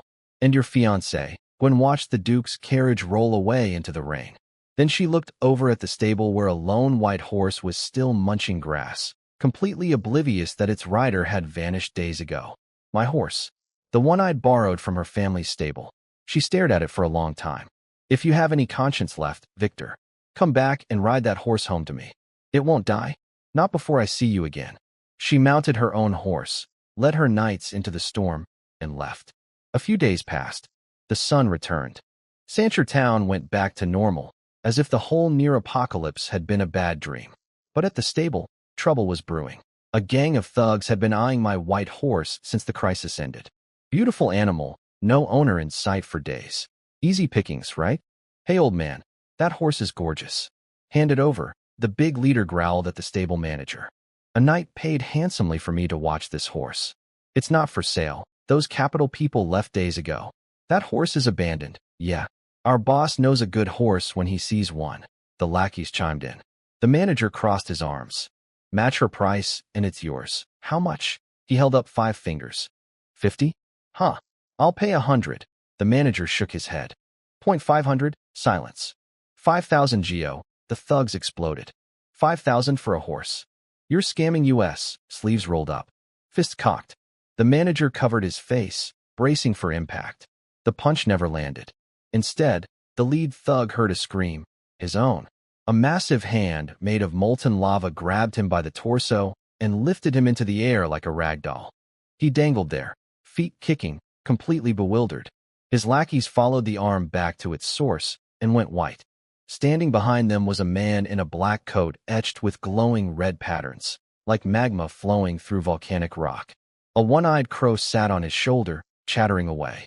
And extending from behind his back was an enormous arm made of solidified lava, casually holding their boss 6 feet off the ground. That was me, awake, refreshed, and apparently now equipped with lava powers courtesy of the fire god's magical core I'd absorbed mid-boss fight. New ability, giant magma arm. Didn't have that before. Pretty cool. I looked up at the dangling thug with my trademark poker face. "That's my horse. Any objections?" For days unconscious. Woke up feeling great. First thing I did was save a horse and terrify some idiots. "Good morning" to me. I threw the thug like a baseball. He hit the ground with a satisfying thud and his buddies scattered like roaches. One word from me, scram, and they were gone. Didn't even look back. Being a notorious villain had perks. I retracted the lava arm back into my coat. Yeah, that was new, and turned to the trembling stable manager. "I'm here for my horse." He straightened up, shaking like a leaf, but standing his ground. "Prove it's yours. Prove your identity. Respect." This man was terrified, but still doing his job. I liked him. Victor Clevener. The knight who left the horse should have registered that name. He checked his book, nodded frantically, then handed me a money pouch. The knight deposited 5,000 Geo for boarding. "Here's what's left after feeding costs. 5,000. For horse parking." Gwen had the financial awareness of someone who'd never looked at a price tag in her life. That money could have fed this horse for decades. I pocketed it anyway. Free money is free money. The white horse nuzzled my hand when I walked into the stable. Fat and happy after days of premium dining on Gwen's tab. I mounted up, and Vega immediately started questioning my life choices. "You can teleport 100 kilometers now. Why ride a horse?" Fair point. After absorbing Gulatin's fire core, I'd broken through to 4th tier. Level 41. Holy Mage territory. My teleportation range was now basically unlimited within the kingdom. 29 years old. Fourth tier mage. In the Empire's entire history, I doubt anyone had done that. But the horse wasn't mine. It was Gwen's family's horse. Borrowed things get returned, I said simply. Vega grumbled, but shut up. Let me catch you up on the upgrades. After beating Galitan, my experience bar, which I'd been carefully controlling for years, completely exploded. Too much XP from soloing a world boss. Couldn't hold it back. Level 41. HP, 2,000. MP, 15,000. Triple the mana pool. Double the health. And that wasn't even the best part. The fire core I'd ripped from Galitan gave me its signature ability, fire element solidification. I could turn fire magic into actual physical lava. Shape it, harden it, mold it into anything I wanted. Like, say, a giant arm to pick up bullies. Or a brand new coat. Yeah, about the coat. My favorite wind coat got destroyed during the fight. So I used Galitan's fire essence to create a new one. Black fabric with glowing red magma patterns flowing through it like living veins. Functionally, it was volcanic armor disguised as fashion. Was this an absurd waste of a divine fire god's power? Absolutely. Did I look incredible? Also absolutely. Strength is temporary. Style is forever. Vega then showed me something interesting. A small hourglass pendant that had appeared in my inventory after I woke up. Item: Exile of Epimetheus. World-class item. Type: single-use consumable effect. Causality disruption. Can convert a specific predetermined causal event in the timeline. A world-class item. The rarest drops in the game, given only for world-class achievements. I'd never gotten one before. Solo killing a world boss for the first time in history? Yeah, that qualified. These items broke the rules of reality itself. One use only, then gone forever. And they were soul-bound. Only the recognized owner could activate them. What is this thing? Vega demanded. He'd been studying it for days and learned nothing. No idea. I lied. You're lying. Prove it. I wish I had that night woman's lie detection ability. Too bad. You're not righteous enough. He wanted to peck my eyes out. I could feel it. Nighttime. I rode into the capital under moonlight and headed straight home. In my study, Leah was waiting. She'd been keeping busy while I was gone, running the potion business, investigating the Duke, managing the territory. The usual. Her elf bodyguard Leon had just finished reporting through the window. Apparently the Duke's butler was confirmed as the one who'd paid for the bandit attack on our caravan. Direct link to Duke Rivy's household. But Leah wasn't concerned about that anymore. The Duke has bigger problems now, she said, smiling coldly in the moonlight. Every mage who went to the volcano is filing complaints against him with the Emperor. They're saying he tried to kill them all. Here's what happened. Duke Rivy, as the war magic's lead caster, had stopped the formation when he realized Erica was missing. If the volcano had erupted at that moment, every mage on the mountain would have died. The volcano didn't erupt, thanks to me, but the other mages didn't know that. All they knew was the Duke chose his daughter over hundreds of lives. It was just luck the volcano stopped, Leah explained. But what if it hadn't? Those mages would be dead, along with thousands of civilians. Political consequences were inevitable. The Duke's reputation was crumbling. Leah sighed dramatically. Too bad all those mages are busy with politics instead of buying my potions. I wanted to make a fortune before you got back. Then her expression softened, just slightly. Leon had been about to say something. Probably that I wasn't coming back. That I was dead. There's a saying, Leah said quietly. Good people die young, but troublemakers live forever. Victor is definitely the second type. Unless someone drops his corpse at my doorstep, I will never believe he's dead. Right on cue. Leon's elf ears twitched. It's Victor's presence. He's here, Leah's smile bloomed. See? Told you. Leon vanished out the window. Moments later, I walked through the front door, handed the horse to a very surprised servant, and pushed open my study door. Leah was leaning against my desk, arms crossed, grinning. Welcome home. I nodded, walked in, looked left, looked right, sniffed the air. Then I stared directly at her. You were hiding someone in here. Her smile froze, then shattered like dropped glass. Some things never change. I might be a fourth-tier mage now with lava powers and a world-class item, but my greatest ability was still making my sister's blood pressure spike. Good to be home. Victor, do you actually enjoy being yelled at? My mansion echoed with the familiar sound of my sister's fury. The servants outside flinched and whispered to each other. They're fighting again. Classic. Apparently, my first words upon returning home after a week-long near-death experience were not ideal. You were hiding someone in here, was, in hindsight, not the heartwarming reunion Leah had been hoping for. I waited for you this whole time, and the first thing you say is accusing me of hiding people in your study? How small is your brain? I stood there with my poker face, taking the verbal beating like a professional punching bag. Eventually, she ran out of steam and grudgingly explained. It was a subordinate from the territory. She left before you arrived. I'd smelled an unfamiliar feminine perfume when I walked in. I was going to clarify my question, but Leah started screaming before I could finish my sentence. Her rage reflex was faster than my speaking speed, so I just let her vent. If yelling at me made her feel better, I could absorb a few insults. It was basically our love language at this point. Once she calmed down, we got to business. The potion shop wasn't doing well. It didn't explode like you predicted, Leah reported. First day we sold some, but after that, nothing. This surprised me. My marketing strategy was solid. The product was revolutionary. Word of mouth should have done the rest. Then Leah explained what happened while I was underground wrestling a fire god for 3 days. Day 1, Erica bought potions. Great. A famous duke's daughter endorsing our product should have been a marketing goldmine.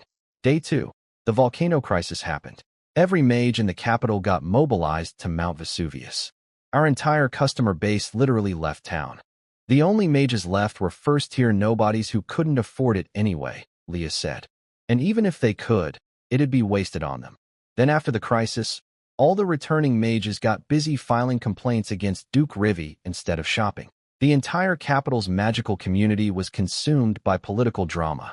The emperor himself summoned the duke and every noble mage for a formal hearing, Leah continued.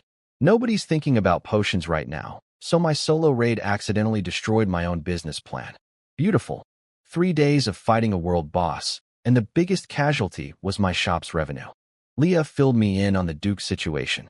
When he realized Erica was missing on the mountain, he'd frozen the war magic formation. If the volcano had erupted at that moment, every mage would have died. The volcano didn't erupt because of me, but nobody knew that. So now every surviving mage was furious and demanding the duke's head. Some people say he stopped the formation because his daughter disappeared, Leah scoffed. Which is hilarious logic. Even if the war magic would have killed Erica, a volcanic eruption would have killed her too. Plus everyone else, she was right. The duke's choice didn't even make sense from a purely logical standpoint. War magic kills Erica alone. Eruption kills Erica and hundreds of others and himself. Either way, his daughter was in danger. He chose the option that risked maximum casualties. But I understood why. Love isn't logical. When your child is in danger, your brain stops calculating odds and starts grasping at anything that keeps hope alive. It was stupid. It was selfish. And it was the most human thing I'd seen since arriving in this world. Then Leah dropped the bomb. Oh, by the way, the Emperor's summons includes you too. Hearings tomorrow. Me? Why? Gee, I wonder. Who was the only mage who mysteriously vanished right before the volcano went crazy, right? Of course. I was suspect number 1 in the who almost destroyed a mountain investigation. Because nothing says innocent like disappearing into a volcano for a week. Leah headed for the door, yawning. Sounds like you've already got a plan. I'm going to bed. Then she paused. I'll lock my door. Don't come knocking in the middle of the night just because you missed me. Slam. Do I really look like the kind of guy who creeps around knocking on girls' doors at night? Actually, I did do exactly that to Gwen. So fair point. After Leah left, Vega spoke up with something that had been bugging me. If the volcano had erupted, everyone would have died. The Duke, the mages, the villagers, everyone. Except Erica, I raised an eyebrow. She can communicate with calamities, Vega continued. If Gulleton had broken free, it might not have killed her. The fire wouldn't have touched someone it could speak to. This was news to me. In the game, Erica was a genius who'd break my youngest third-tier mage record 2 years from now. Important NPC with a big future. But talking to elemental disasters? That was never in any storyline. I'm curious, Vega mused. What exactly did the Duke have a child with? Have you ever seen Erica's mother? I went completely still. He was right.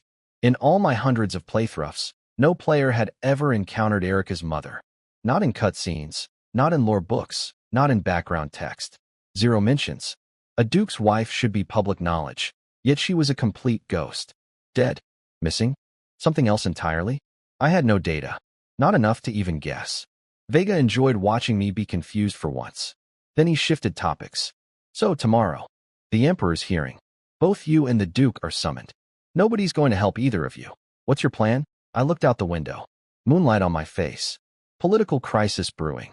A Duke about to lose everything. An entire magical community baying for blood.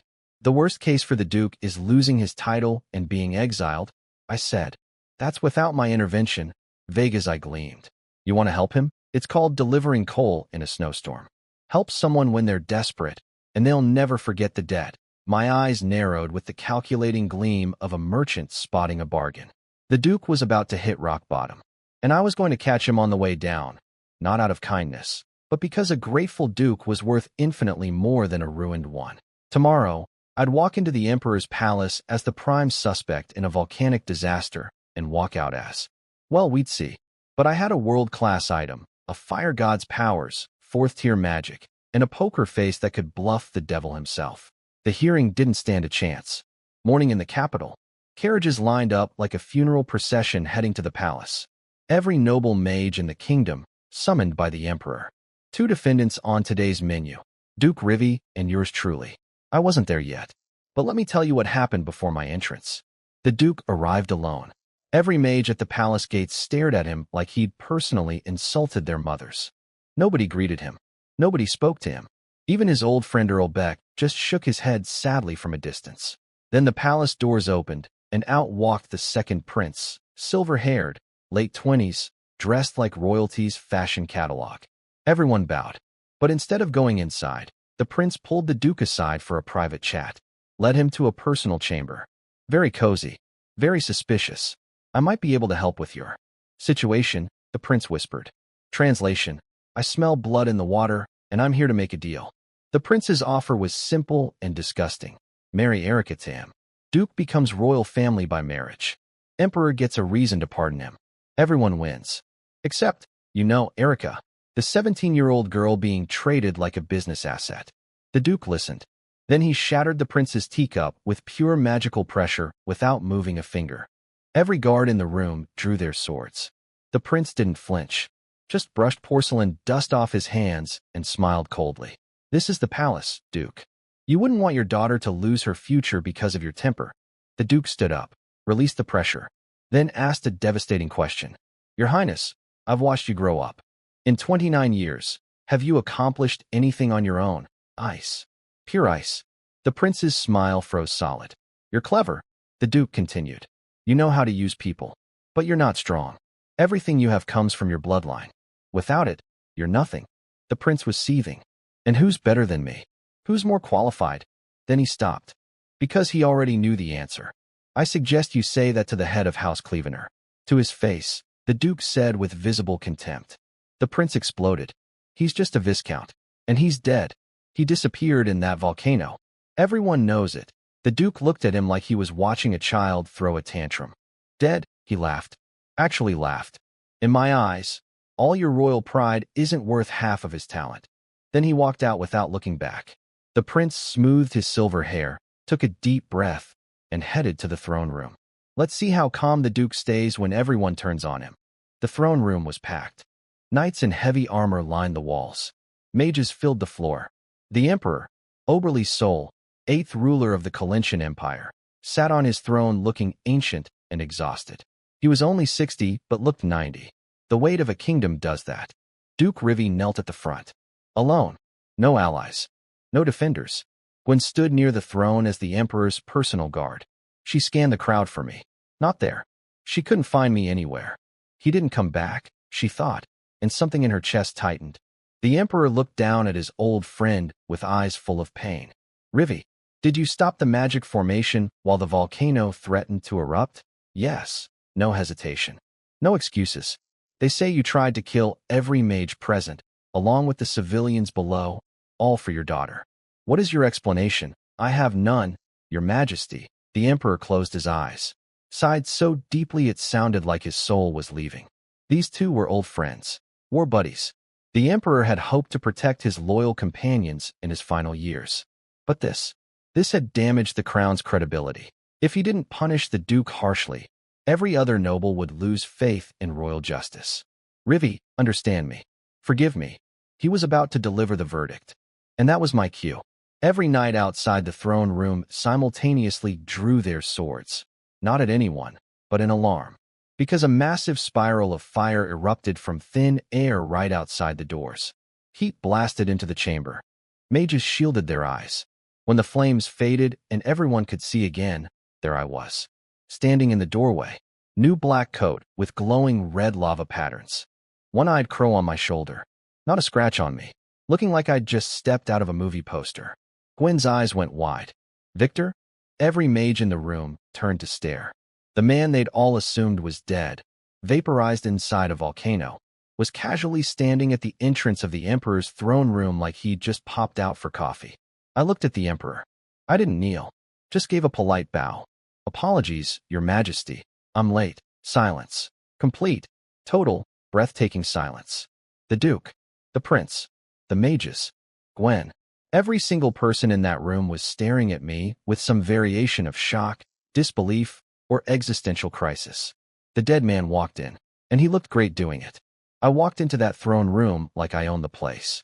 Fire teleportation. Lava-veined coat billowing. Crow on shoulder. Maximum drama. Apologies, Your Majesty. I'm late. The room went dead silent. Then chaos. Isn't he dead? He was supposed to die in the volcano. One brave idiot pointed at me and screamed, "You criminal! How dare you show your face here?" I turned and looked at him. Just looked. But I pushed a little magical pressure into that gaze. The kind that makes you feel like you're standing inside a volcano. His face went white, then red. Then he started choking on air like a fish on dry land. I released him and turned back to the Emperor without a word. He tried to cause the eruption. He's a fugitive, the mage sputtered behind me. I came because the Emperor summoned me, I said coolly. You keep asking why I dare show up. Are you saying you have more authority than His Majesty? That shut him up fast. The Emperor, old, tired, sitting on his throne like the weight of the world was literally on his shoulders, called me forward. Victor, did you cause the volcanic disturbance? Every neck in the room craned forward. Gwen was standing beside the throne, her heart of justice already active, watching me like a hawk. Time for the nuclear option. Total honesty. The volcanic disturbance was indeed caused by me. Collective gasp. Gwen's heart sank.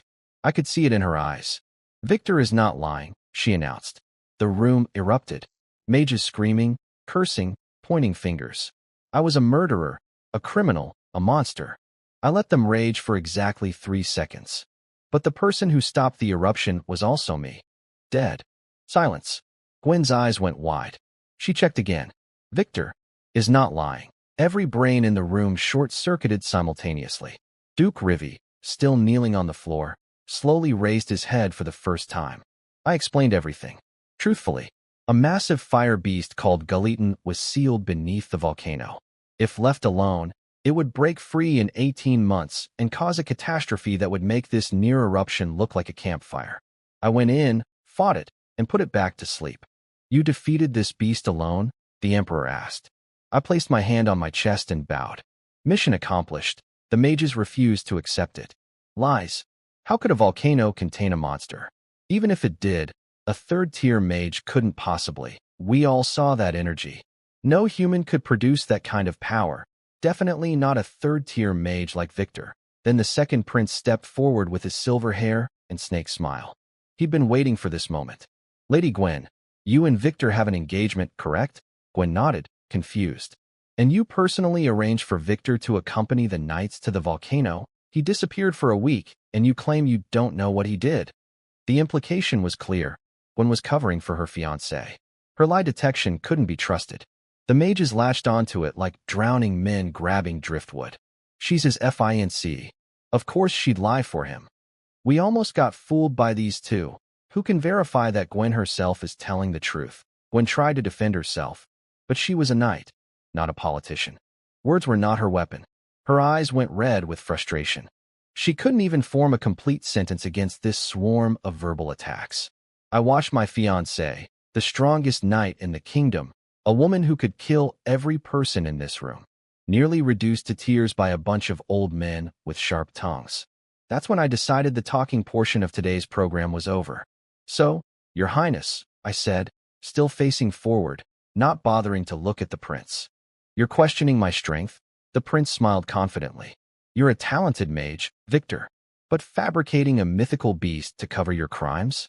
You're just a third-tier mage. Let's not get carried away. Every mage in the room nodded along. Their pride wouldn't allow them to believe a fellow third-tier mage could do what they couldn't. If they couldn't stop a volcano, neither could I. Simple ego math. Fine, I said. Then I vanished. Every eye in the room went wide. Where did? A pillar of flame erupted from where I'd been standing, shooting toward the ceiling. Complex magic circles materialized above the prince's head, dozens of them, rotating, interlocking, so intricate that every mage in the room tried to read the patterns and couldn't. What kind of formation is that? The patterns are too complex. I can't decipher a single line. The temperature in the throne room skyrocketed. Walls started smoldering. The stone floor cracked from heat. Then they saw me. Floating above them all, wreathed in flame, my body merged with a towering fire construct that touched the ceiling. A blazing colossus burning like a miniature sun. Gulatin's power, channeled through my body, manifested as a titan of living magma. I looked down at the second prince. Just looked. The same way I'd looked at that mouthy mage earlier, except 1,000 times worse. The gravitational pressure of my magical aura pinned him in place. He couldn't breathe. He couldn't move. You said my strength wasn't enough? A tiny flame spontaneously ignited on his royal clothing. Smoke curled upward. He couldn't even feel it. The ambient temperature was so extreme his senses had stopped registering individual heat sources. Gwen leaped in front of the Emperor, using her enchanted armor to shield him from the radiant heat pouring off my body. Then let's settle this with strength. Magic circles hummed. The sound drowned out every voice in the room. Formations merged, pulsed, grew. The air itself vibrated. One mage looked up, squinted through the blinding light, and screamed the words that rewrote every assumption in that throne room. That's fourth-tier magic. Third-tier Victor Clevener was gone. The man floating above them, burning like a god, was a holy mage. 29 years old. Fourth tier. The youngest in the Empire's history. And he was very, very annoyed.